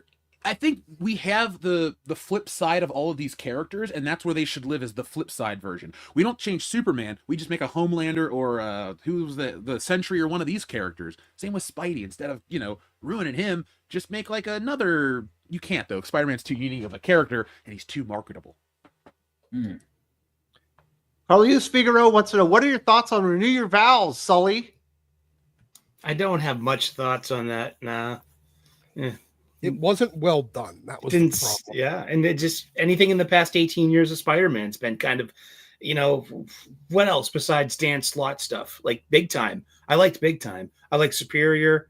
What was the That's one with about Flash it. Thompson becoming Agent Venom and he lost his legs? I thought that whole issue was awesome, where he tells it from the bed, and then at the end you see he's got no legs, and you're like, oh, what? Oh, wow. That was a good It's one. pretty heavy.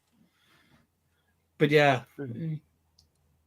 Tyler Kolosinski, is it too much to ask Aunt May's dead, Mary Jane and Peter married with a kid, and maybe watch Spider-Man humble Kingpin for the death of Aunt May?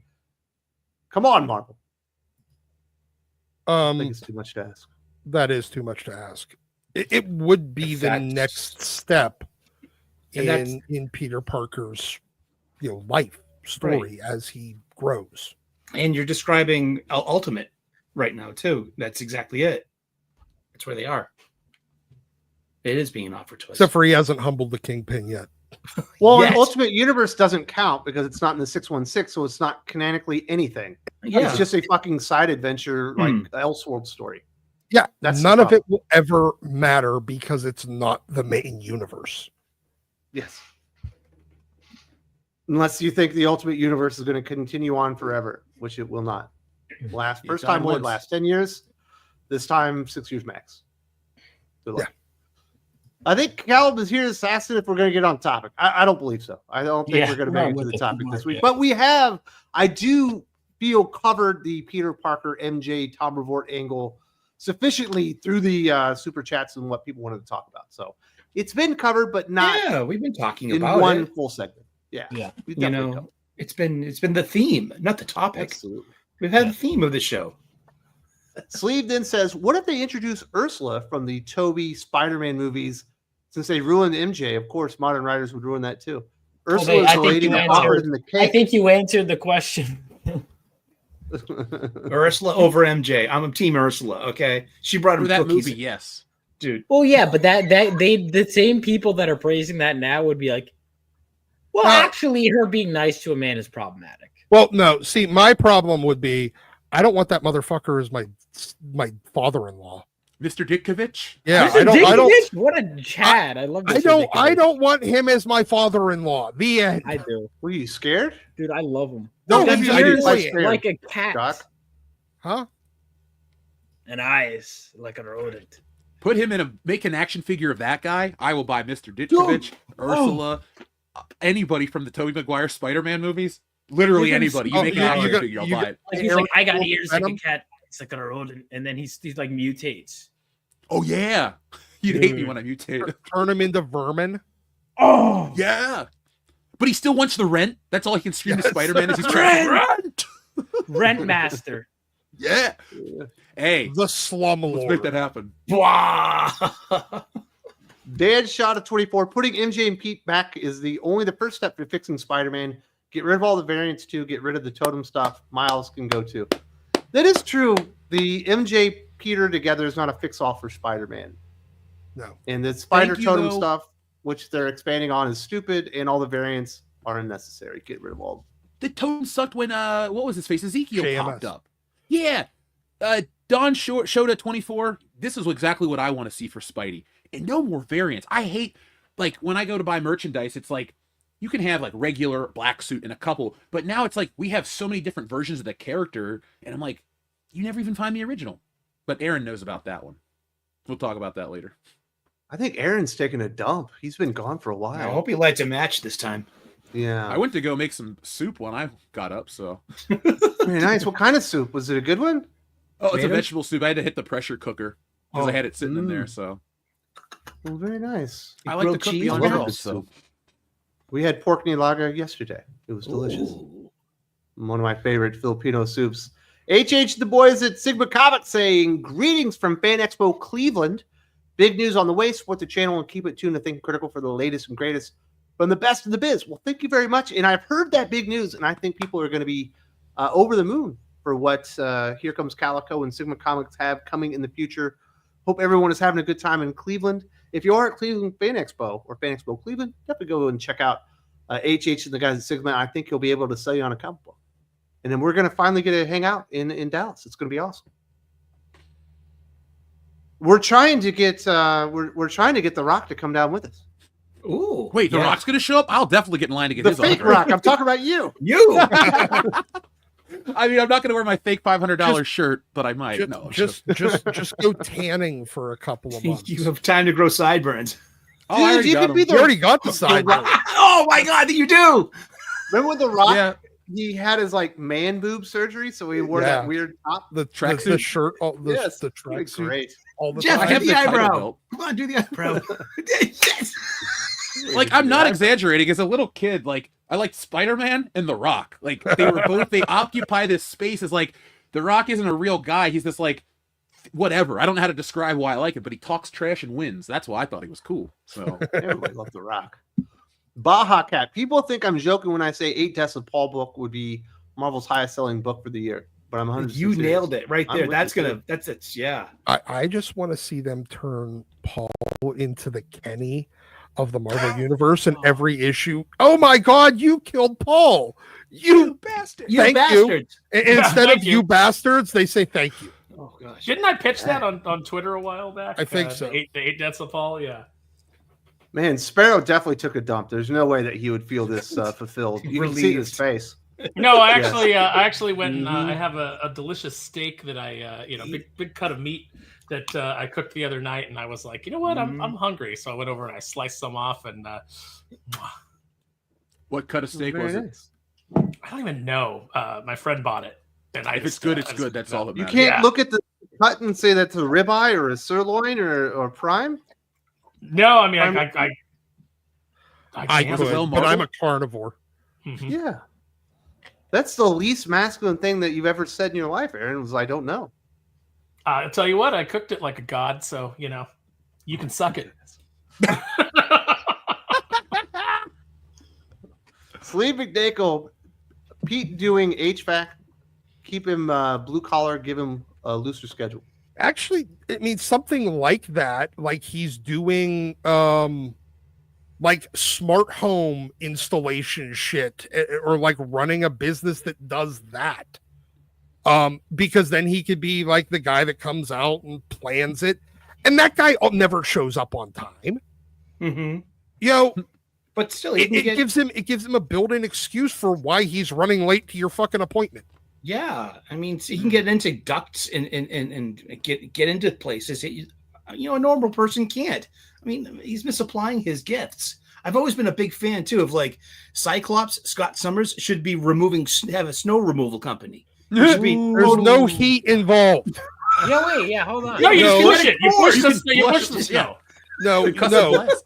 No, Cyclops should be the he should go and decide, I'm going to create a company to compete with Elon Musk's The Boring Company, because all he does is walk up and starts drilling tunnels through mountains. He works for the Wow. DOT.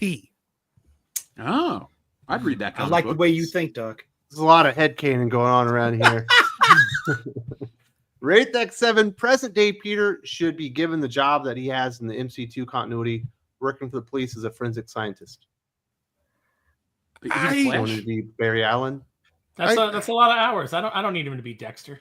Well, Yeah, plus also- he's not only is that a lot of hours, but he's integral to the investigation itself, And he has to can't not show be up there. on a timely manner.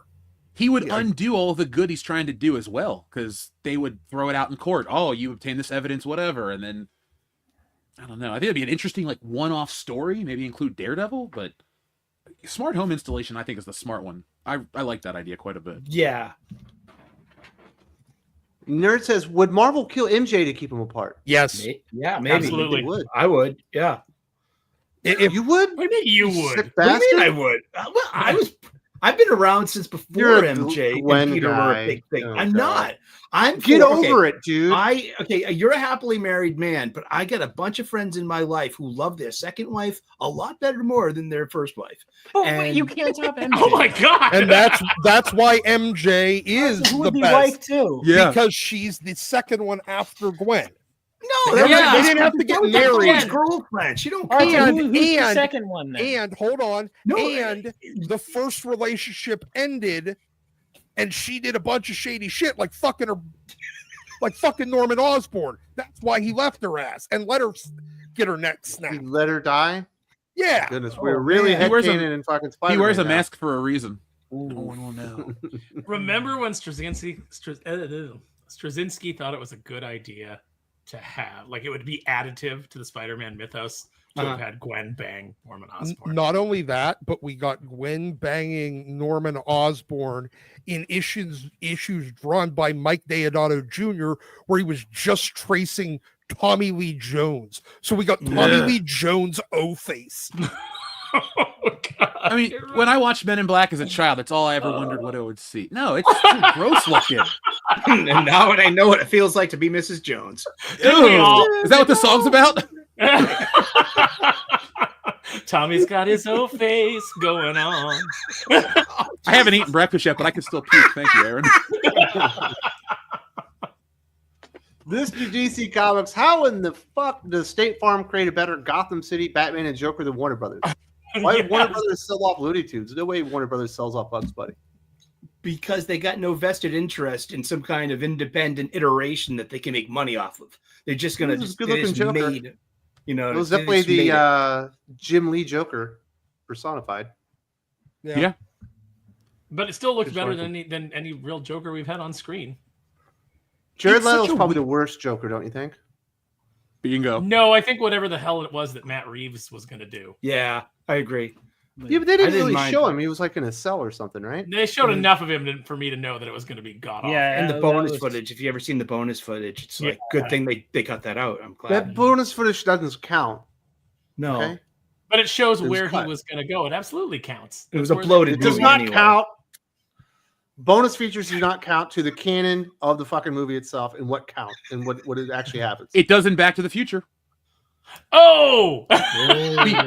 because Bob Gale, who worked on Spider-Man under that terrible era, they will say in all the commentaries that the deleted scenes and all that is canon. That's the official story. It just doesn't fit in the movie for timing. But I'm with you about other special features. Like, was it Barry Keoghan was playing the Joker? We Mhm. dodged a bullet. I think that universe is dead. We'll never get a sequel. I mean, I hope not. Penguin's it. Penguin was good. Penguin It was was good, but I just didn't like. Yeah, I agree with that version of the Joker. Just no. I didn't like that version. Or of the Riddler. Jeez, Yeah. that was No. terrible. I didn't Well, it particularly wasn't the like that Riddler. version of Batman. It was. Yeah, I like the movie. um, I don't know. I thought the movie was good, but I understand. It was I Kevin thought it Spacey was from fine. Still, If it you was have the to get the second definitive chapter of Batman, a though. trilogy, but as a first movie, it didn't make any sense. He doesn't even win. He loses. Yeah, I felt it went on too long. It had pacing problems, and it totally peaked with the Batmobile reveal and the chase scene, which was the best part of that movie. That was pretty bitchy. See, I But, really yeah, liked they're it, but fun. I get your point. What would you consider your favorite Batman movie, just out of curiosity? Mine? Batman Begins me? for me. Anybody, because I don't hate the Batman. It's not my favorite, Uh-huh. but it's not my least I favorite think it's at all. fine, but it Yeah, I don't doesn't hate make it. sense as an opening movie. Agreed. Probably, man, I want to say Batman '89 because as a kid, Mhm. I was super invested in it. We were sitting at the lunch table, like trading Batman cards and all this kind of stuff for like 4 I have months. It those. was huge. Mhm. But The Dark Knight's probably a better movie, maybe. I like Forever. I like that Forever's Joel. good. I like Schumacher's Dayglow stuff. I like the pop band En Vogue showing up, saying to Robin, "You ain't Batman, you're a Bat Boy." I love that. Calls Oh himself my Nightwing. god! Sully. You're Yes. dead to me. No, I'm sus. I'm just strictly sus. Yeah. Begins is good too. That's 89 Begins. I think Batman and Robin is still the bottom. I don't really love Batman Returns either. That's my controversial opinion of the day. I walked out of Batman and Robin. It's the only time I've ever stood up in a theater and yelled at the screen, "Oh, F you, movie," and walked out. Wow. Where's Spider-Man in this? I walked out of The Revenant and Bringing Out the Dead. Oh wow, Revenant is a perfectly great movie. The Revenant is an abysmal abomination that shouldn't have ever been filmed. Other movies I've walked out of: Universal Soldier 2, Hook. that got a theatrical release. Yes. Does that have Bill Goldberg? It's got Bill Goldberg in it. Yeah, which is why I went to see it. Yeah, I've never walked out of the movie. that one wasn't Universal Soldier 2. That was Universal Soldier The Return. It's actually like number 3 or 4. I walked out of Superbad. I walked out of We're the Millers. I thought both of those were funny. I walked out of the Manchurian Candidate remake, and I should have walked out of Gone Fishing with Danny Glover and Joe Pesci. Should have. That was a terrible movie. Should have never went. There was a time, Jeff. I don't know if you lived in this era, but there was a time where you just went to the movies every week. It's like, what's out? Let's go. 2012, I went to the movie 53 times. So I went and saw a lot of movies. Like late 90s, I'm pretty sure I was in the movie theaters every single weekend. Yep. People are asking what's wrong with Superbad. The thing that's wrong with Superbad, according to Aaron, is it's too dirty. He didn't like the dirty jokes, and that's I didn't like the fact that they were dirty but not clever. They were just dirty for the sake of being dirty. I know what's wrong with Superbad. Fat guys wearing skinny jeans. It's funny. It's funny when Danny DeVito does it on Always Sunny, though. I agree. Kaiser Jose says, make Jackpot a clone in 2025. I would be okay with this as finding out that the MJ since the beginning of the Zeb Wells run. She's stuck at the bottom of Krakoa in the no place with the other original X-Men. After the robot lady got a hold of because that happened before. That means she still sorry went to if it doesn't work canonically. It doesn't. Ooh. Dude, you could do enough mental gymnastics. Just have the fucking Jackal come back again, and this time he wants to screw with MJ instead of Gwen. He got bored with Gwen. He was tired of making Gwen clones to fuck. So he made an MJ clone. Why not make MJ a Skrull left over from Secret Empire? Kind of not Secret Empire. Invasion? Secret Invasion. And Mephisto made the deal with the Skrull, therefore nulling and voiding everything. There's ways to get out of there is the bottom line. Like, you can get out of this mess. Yeah. Pushing forward is not the answer. They can, they're doubling down on a mistake. And I'm just hearing all this secondhand, but I just...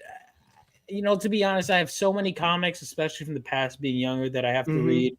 I don't want to read this, and everyone who's reading it is like, don't read this. And I guess it's kind of where we're at. It's like, I have all these years of Spider-Man to read. Why the hell would I read this?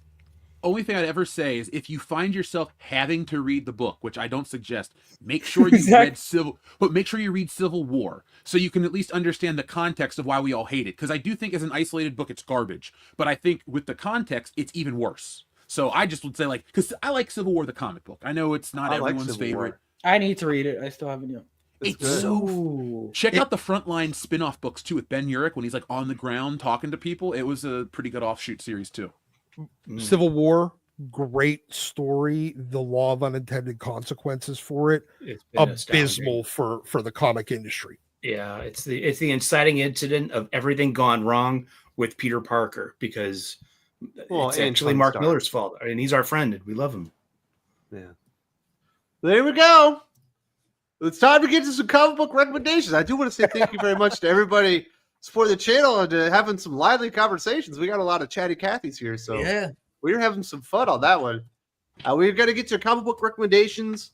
I do want to say thank you very much to Coleman for joining us today. Do you have any new comic books or old comic books you want to recommend, and anything that people need to know about regarding the stuff that you're creating? Yeah, well, so definitely check out my YouTube channel, Vaughn Coleman. I'm probably, because I've been doing this shorts, and I think I'll do some, but I think I'm going to try and focus more on videos if I can. But I'll also join my email list, rebeloasisstudios.com. You can actually read the first 10 pages of Phenomenova issue 1 on there. And if you like it, you can get the PDF for $5. You can get the book from my website right now. We also got issue 2 coming out. You could read my first published work, again, another 10-page story for free on Global Comics. So check all that out. Check out my channel. I talk about all kinds of stuff. And I want to make a video talking about, I'm going to segue this into my recommendation, a comic I just read yesterday that I actually really liked. Well, I liked it, but I had mixed thoughts. But the Sonic DC crossover is actually fun. I'm a fan of both of those. Kid Vaughn would have been very happy. Adult Vaughn was pretty happy too. I mean, there's some stuff I'm not crazy about, but I had fun with it. So that's one I definitely recommend. I've been liking the Savage Land Rogue. It's actually came out at it's weird. I've been reading Claremont's run, and everything's been coming out at the perfect time. Like, it got to Madripoor Nights in the original run, and then immediately the new one came out. So, and then I got to the Savage Land, finished the Savage Land storyline right before the Savage Land Rogue came out. So it's just been perfect timing. So that I recommend. It really feels in line with the Claremont stuff. Those are the two current ones that I recommend in terms of mainstream stuff. Very nice. And like I said, there's a link to his online store in the video description, as well as to his online gallery and all that stuff. And definitely glad to have you on the show here this week, Vaughn. A nerd has to say, I got to ask Purchase question. Has anything really significant happened in the last 20 years? Also, Ed, are all these shakeups feel like empty calories? So in 20 years... In 20 years, the only thing, because we're going back to 2005, you'd be looking at... 2005 was 20 years ago. God I know. damn. I just made all of us feel fucking old. Except for Vaughn. No, I feel old too, man. So we'd be looking at what? Civil War? Yeah. That would have been approximately 06. 2005, 2006. So the whole hero versus hero is the only thing they fucking do. Dynamic. Yeah. There's been 0 new characters that are created that have actually gotten over. 0. John Kent. For a bit. Okay, for like a minute. And then and now he And he got a case of the They prided case of the gays. Yeah. They give the pride treatment. Yeah, nothing. There is literally nothing. They have not created a thing. No, he has not gotten over. He doesn't Thank sell you. for No, shit. he hasn't. No. He's got his movie. That doesn't movie. matter. You need Peter But he's Parker not in those Spider-Man. movies. If he I can't don't move know. comics, he doesn't matter. All right, guys. And he- He's well, put when his you name merch out. I'll say this too: when you go to your Targets and your WalMarts, you will find the Spider-Verse Miles Morales figures on the pegs. You will find Spider-Gwen on the pegs. You You'll don't find Peter B. Spider-Punk. Parker. Peter B. Parker sold out is right away. Always sold out. Mm. Because Peter is Spider-Man. No matter how hard they try, Peter is Spider-Man, and he's the only Spider-Man. He's the Spider-Man. Preach. Even with the same like Halloween costumes, the masks, if they'll have them both on the pegs, the Spider-Man and the Miles. One is labeled Spider-Man, the other one is labeled Miles Morales. Kids own come mark. in. Even kids come in and they see the two figures there in like the shop, and they'll come in and they'll say Spider-Man when they point to Peter Parker, and they'll say Miles Morales when they point to Miles. So, but I outside think the of most that, significant things in comics that have happened in the last 20 years: The Walking Dead. Yep. Probably that was longer Dogman. than 20 years ago. Was it? Oh yeah. Dogman. Okay, Dogman, but is that comics? I consider that more picture books. Yeah, I do because too. New 52, even that was a big thing, and then that kind of just. And Yeah, even they that was wiped it out with Rebirth.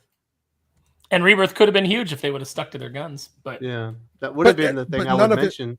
but none of it was new. It was just another copy of Crisis. Well, it was new The because boy- the they boys. replaced the Superman with an older version and gave him a son. That was new.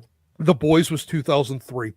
I'm on Wikipedia. Publication date October 2006 to November 2012.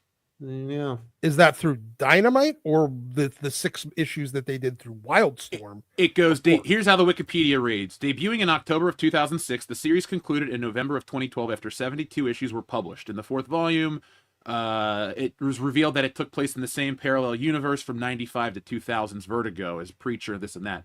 But it lists all the publication dates is 2006 on Wikipedia. Which Okay, which yeah, series is you are this? correct. The Boys. The Boys.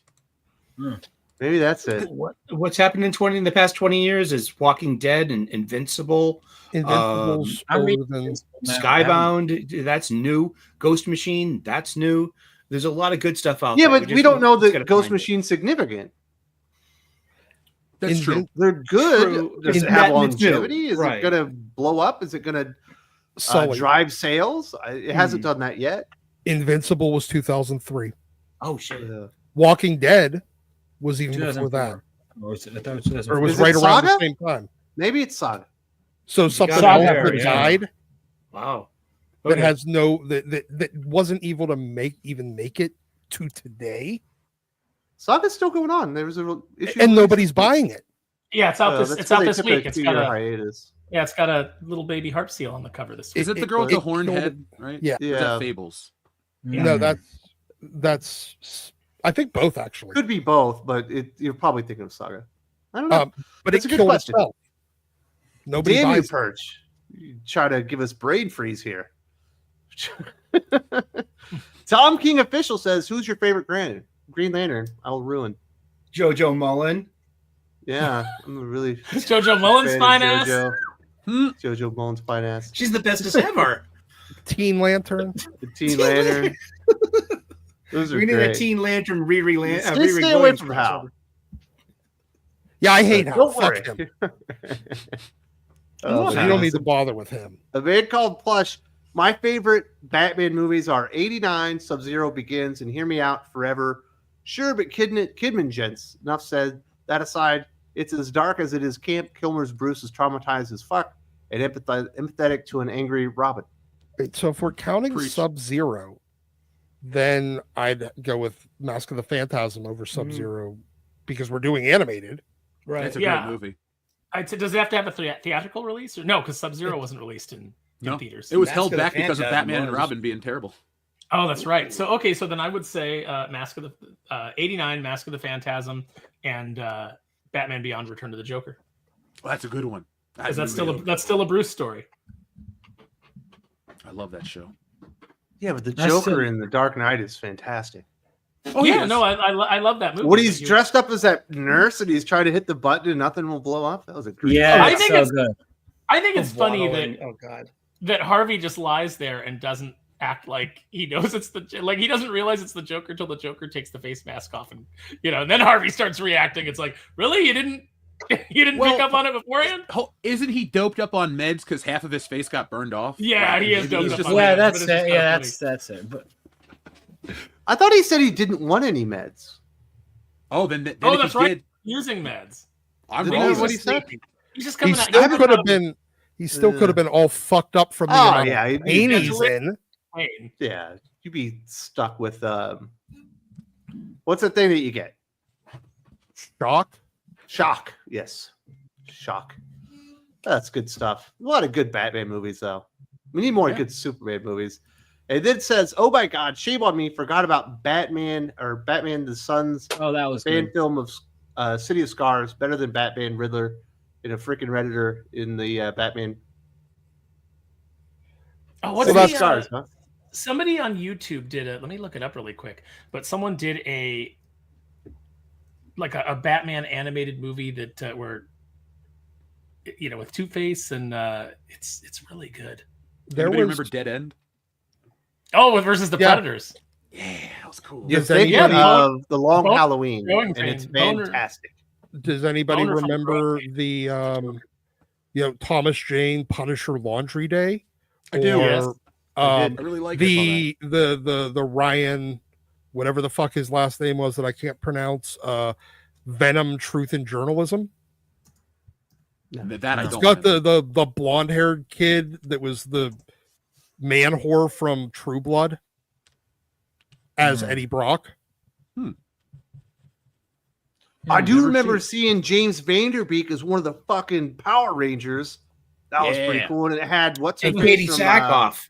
Yes, Katie Sackhoff. Yeah, that was an Battlestar. amazing. That was so cool. That was cool. Great twist. Mm-hmm. They should have made that into a movie. Better Man, than the we just 2017. having a lot of fun here today. You got any comic books you want to recommend this week, or anything people need to know about? Hicks. Yeah, folks, Wokebusters is here. I've been taking care of it, getting it out to everybody. I have a lot of books to sign, and I'm finishing up remarks. So, yeah, the graphic novel's here. It's a big 100-page story plus bonus content, but I'm only getting you amped up. The bonus Sadly, content is not canon, Jeff. If you didn't make it the story, it doesn't count. I agree. But the bonus content is like, hey, here's all the covers, or here's like production images. Because I love, as a kid, getting my old Marvel Masterworks or some of these reprints, and they would give you like sketches or unused covers. Yeah, the pencils. And so, yeah, all that kind of stuff was always in my wheelhouse. So that's what I want to put in the books. But in terms of regular books, I picked myself up as a gift for Wokebusters being complete a copy of Spider-Man versus Superman, the original 1975. It was $90, but I had like a reward card to get 50 off of it. That's but the Jerry Conway one, right? Yeah, I gotta look at who read it or who wrote it, because I go for the art and the whole history of like Ross Andrew drawing this and Neil Adams doing that, and all these guys coming in to make this book look like the corporate synergy comic where every character's on model. Like, I find that kind of stuff fascinating. So read it. I check found out Ross Andrew's work. MJ and Lois Lane comparing who had the better man to be fascinating in that book. It's good shit. They were Is that all going they were at it. comparing? Absolutely. So, do you got any big videos or anything people need to know about? You go into the Ollies to make fun of Star Wars toys?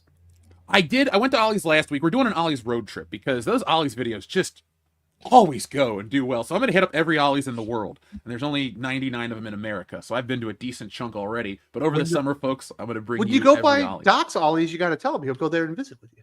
I'll visit you. Here's the thing. Yeah. I will let people know when I'm going to specific areas on Twitter. So follow the World Class BS on Twitter. And yeah, come hang out. Like, people came to hang out at the Lexington Comic and Toy Show 2 weekends ago. Oh, we had a blast. I was shining Shuri-copters. I was meeting fans. We were hanging out. That's great. We had a purple-haired lady, because the title Wokebusters incites people to look at it, because people all weekend would walk by and laugh, and then they'd look at me, and then I'd give them the pitch, and they'd come over. But I had some purple-haired lady in a wheelchair come over and try to talk shit. It was the funniest thing. And then I ended up... Aaron, you'll like this, though.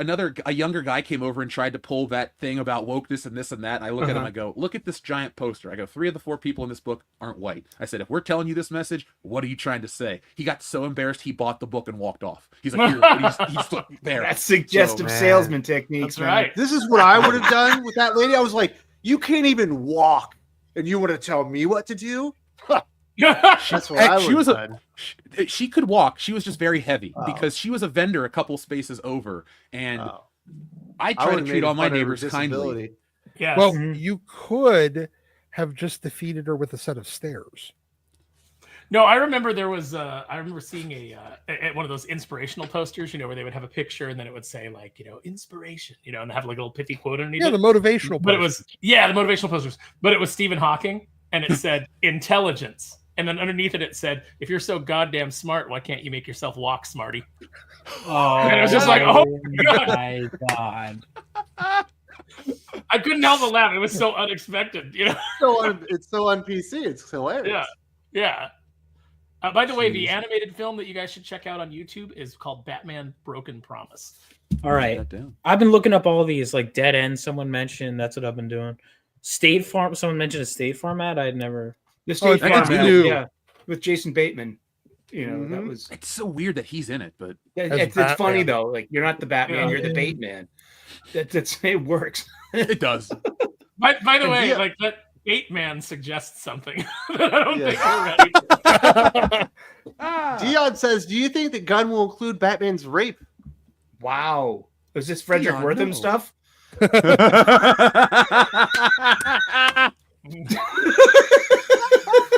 said that? Thank you, Jeff. He's talking about Batman 655 through Thank you. 658. Yeah. Oh, I don't think that'll be included in the film. Although they did talking include something similar in an animated movie recently, so maybe. But that was Italia. before Gun. I'm still waiting to see if they're going to do the Anissa thing in Invincible. I don't know about that. Sparrow, you got any comic books you want to recommend this week? Anything good showing up? G.I. Joe 5 is out this week, so you know that I'm all about that. Sus Gabe said it was dog shit again. What is wrong with him? He's sus. Oh man, and Like this is Sully calling him sus. He's got this stupid take that he can't give it up because he thinks one day it's going to be a bad book, and he wants to be able to say, "I told you." He wants so. to be. No, I it's was still ahead of the good. curve. Yes. No, if you want to read bad books, I mean, Steve Fox has new champions out this week. One World Under Doom #2 is out. Read G.I. Joe. Yeah, no. If you want bad books, there's plenty out there. G.I. Joe's not one of them. I've heard G.I. Joe is good. Oh, it's Excretional X-Men came out this good. week, dude. Like Eve Ewing's Excretional X-Men #5. Oh my. Talking about Called bad books. Excretional Yeah, X-Men? you could go by the question. I mean, you know. It's Look, called there's- Exceptional X-Men. There's Steve Fox books out there if you want terrible books. Yeah, I know. Like I was saying, Conan is out this week, so we're all big on Conan. Definitely check that out. Ed Brubaker's Heat Seeker is out this week from Titan Books. It has got a fantastic cover with a hot redhead on it. I missed that at my comic shop, but you better believe that I'm going to hit it this weekend and pick that up.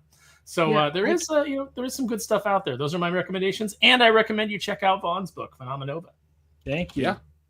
Thank Absolutely. Now, are you going to be on World Class Bullshitters this Tuesday? I don't know, Jeff. You got room? Do you want to be? Sure. Vaughn, by the way, somebody that knows so much about Spider-Man, I'd love to have you on too to talk comics. So if Thank you you, want dude. I'd love to. Oh, yeah, dude. Let's do it. Because I would love I to. live in this weird world where everybody that loves the channel, we talk about one thing. I really want to talk about comics as well, and anybody that I can have these discussions with instantly goes to the top of my list of people I want to talk to on the internet. So I would love to, man. I've been, I'd love to. And I'm going to buy a copy of your book for sure because it looks awesome. I went to the website. Thank you. I'm there. Thank you, man. I appreciate it. I would love to just reach. What's the best way to follow me on Twitter, The World Class BS. That's what I'll follow you. I'll follow you right back. I was like, wait a minute, what is WCB? And it's like, yes, I've seen your videos. I feel bad. And I'm like, Jeff looks so familiar, and I kept trying to like pick up hints when you were talking. I'm like, why can't He's the most electrifying man in YouTube today. I'll take all of these monikers. All you're doing is just like stroking my ego. I mean, that's right. I love The Rock as a wrestler, so I'm on board. World class. The most electrifying man on YouTube today. Off the top turnbuckle. And what is your Twitter name? The World Class BS. Aaron follows me. There we go. A man plus says, I recommend Shane Davis's Inglorious Rex. A few pages in, I got vibes of Rollerball, Bloodsport, Rocky, and Pacific Rim, Kaiju and MMA. A Latina fighter, ex-girlfriend with the Pacino paws, great ass. There you go. Great ass. So Inglorious Rex that was is an on improvised That's, scene. Did you know that? Really? I love Pacino. You didn't know that. I didn't. They're making Heat 2. You know that, right? No. I have the novel. Yes. Really? The Heat 2 Everybody novel? died. Yeah, the novel's out. I bought it at Ollie's like It's a a year ago. prequel, Doc. Oh. Oh. With a So shouldn't younger. it be Heat negative De Niro. one? I don't know. I think Adam Driver is going to be playing De Niro or so. Or Oh Pacino. God, no. What? No, I'm done. No interest. I'm already done. You Michael can't Mann at even least find doing people it. who look Yes, kind Michael of the Mann same? is behind it. There Okay, you go. I'm Thank you in very Miami much Vice. for pimping out Inglorious Rex. I'm glad you're enjoying that one. Sully, you like everything. Yes. Was there anything you didn't not like this week? Or Dude, what did you like? Well, I kind of liked, I was trying to give One World Under Doom issue #2 some fair rope. You know what I mean? Just To the hang art's itself? pretty good. Yeah, you know what I mean? Because the art was really good, and I like the relationship between Valeria and Doom. I like North's voice for Doom. He's so arrogant and over the top. I love that in Doctor Doom. But as soon as you mentioned the word fascist in a Marvel comic book, you lost me. Because wasn't that Orcus, or wasn't that the Nazi vampires in Blood Hunt already? I mean, I'm just so effing done with that. So I think One World Under Doom lost me this week. And I was going to, I'm not that judgmental. I mean, I think I'm done with that one. But I'm not done with these funny books that I bought at my local comic book shop. The only way we're going to save comics is we have to show up and buy them. Seriously, go support your local comic book shop. You might need bags, boards, and boxes. So don't get them on your online supply chain. Show up to your local comic book shop and buy them there. They can use the business. That's what I do for my fulfillment. Cool. Yeah. Love my stores. I Sorry love to my cut you off. store. I got 3 on my pull list, and 1 I got off the shelf because I read a reader copy and if a review copy online, and if I like a book, I will go back and spend the money on it anytime. And that's a promise, because I think that we should reward, with sales and with our patronage. I'm into that. Daddy needs his chicken nuggets. Let's get to the Got it, boss. Alrighty. New Gods by Ram V and Evan Cagle, number 4, with opening pages by Bernard Chang. Awesome stuff. If you like Ram V's stuff, he is an acquired taste. We got Sacrificers 15 by Rick Remender. This is awesome. This is a great book. If it's flying under your radar, you can always fix that by buying the trade paperbacks and catching up real quick. This is I read this last week and did a review with Jim from Weird Science. This is Nick Fury versus Fing Fang Foom, number 1, by J. Michael Straczynski, with art by Elena Casagrande. So good, I went back and bought it. $4.99. I got the Casagrande P cover because I can get variant covers at my LCS. Speaking of variant covers, my pick of the week is G.I. Joe number 5 from Skybound. I got the Ryan Sook C cover, and it's Baroness in all of her glory, assembling a rifle. And it's great. I mean, this is great. I mean, and what a fun story. I really like this story. I think I'm getting used to the coloring. The coloring's got these, weird muted, oatmeal and olive drab tones, but it's beginning to grow on me. And I really like the story. It's like the cartoon on steroids. So if you want the hyper realistic kind of, tight military, it's over on G.I. Joe, A Real American Hero. Beachhead is about to arrive as well. Not in this issue, but he's coming up very soon. Yes, and I'm looking forward to that. And there's a couple of other, they're doing these things called silent issues, kind of based on issue 21 of A Real American Hero. But you're going to have Jinx, you're going to have Beachhead, and a couple of other Joes. I think Stalker too. And they're going to be just silent, show don't tell, told from different creators. You sold me. I'm in. This is really fun. And if you love the old Sunbow cartoons, this is it on steroids it's got some stakes, and it's got some obvious stuff like hiding in plain sight. The whole thing between Mercer and Duke. We all know who Mercer is and what happens with him. We got that thing between Baroness and Destro. We all know who Baroness is. We can see these heel and baby face turns coming a mile away. But guess what? It's fun. It's fun. So my pick of the week. Thank you, guys. Very nice. Last but not least, Doc, are you recommending any books? I'm definitely going to recommend that people go over and watch our review of Bug War number 2. Bug Wars. This is, oh God. Go watch the review. Wes and I do not agree whatsoever on this book. 100% correct. So instead, we will start with a little bit of Spidey. Yeah, I got that. Yep, the classic Spidey. So, and then a little bit more Spidey, mostly because JMS covers or J. Scott Campbell covers. Beautiful. Yeah. I had that poster as a kid. Then, because it pisses off oversensitive Twitter weirdos, and it will still continue to piss them off. Where are her organs? Hubba. You know what? Tits are organs too. They're in there. Fine. I'm good with it. Then we will go with some Claremont LaRocca back before Salvador LaRocca was just sketching, tracing his points. When he actually drew comics and he even used an inker. Ooh. So this era of Fantastic Four, I think, is really underrated, and it's very forgotten. But I mean, then we got hi Sue. So, and then finally, you know what? I know people give a little bit of shit to this era of it's the 12 era of X-Men. I thought it was really good with that whole 12 story finally giving us a little bit of conclusion to a plot point that had been dangling out there for almost 15 years at that point, since the early 80s.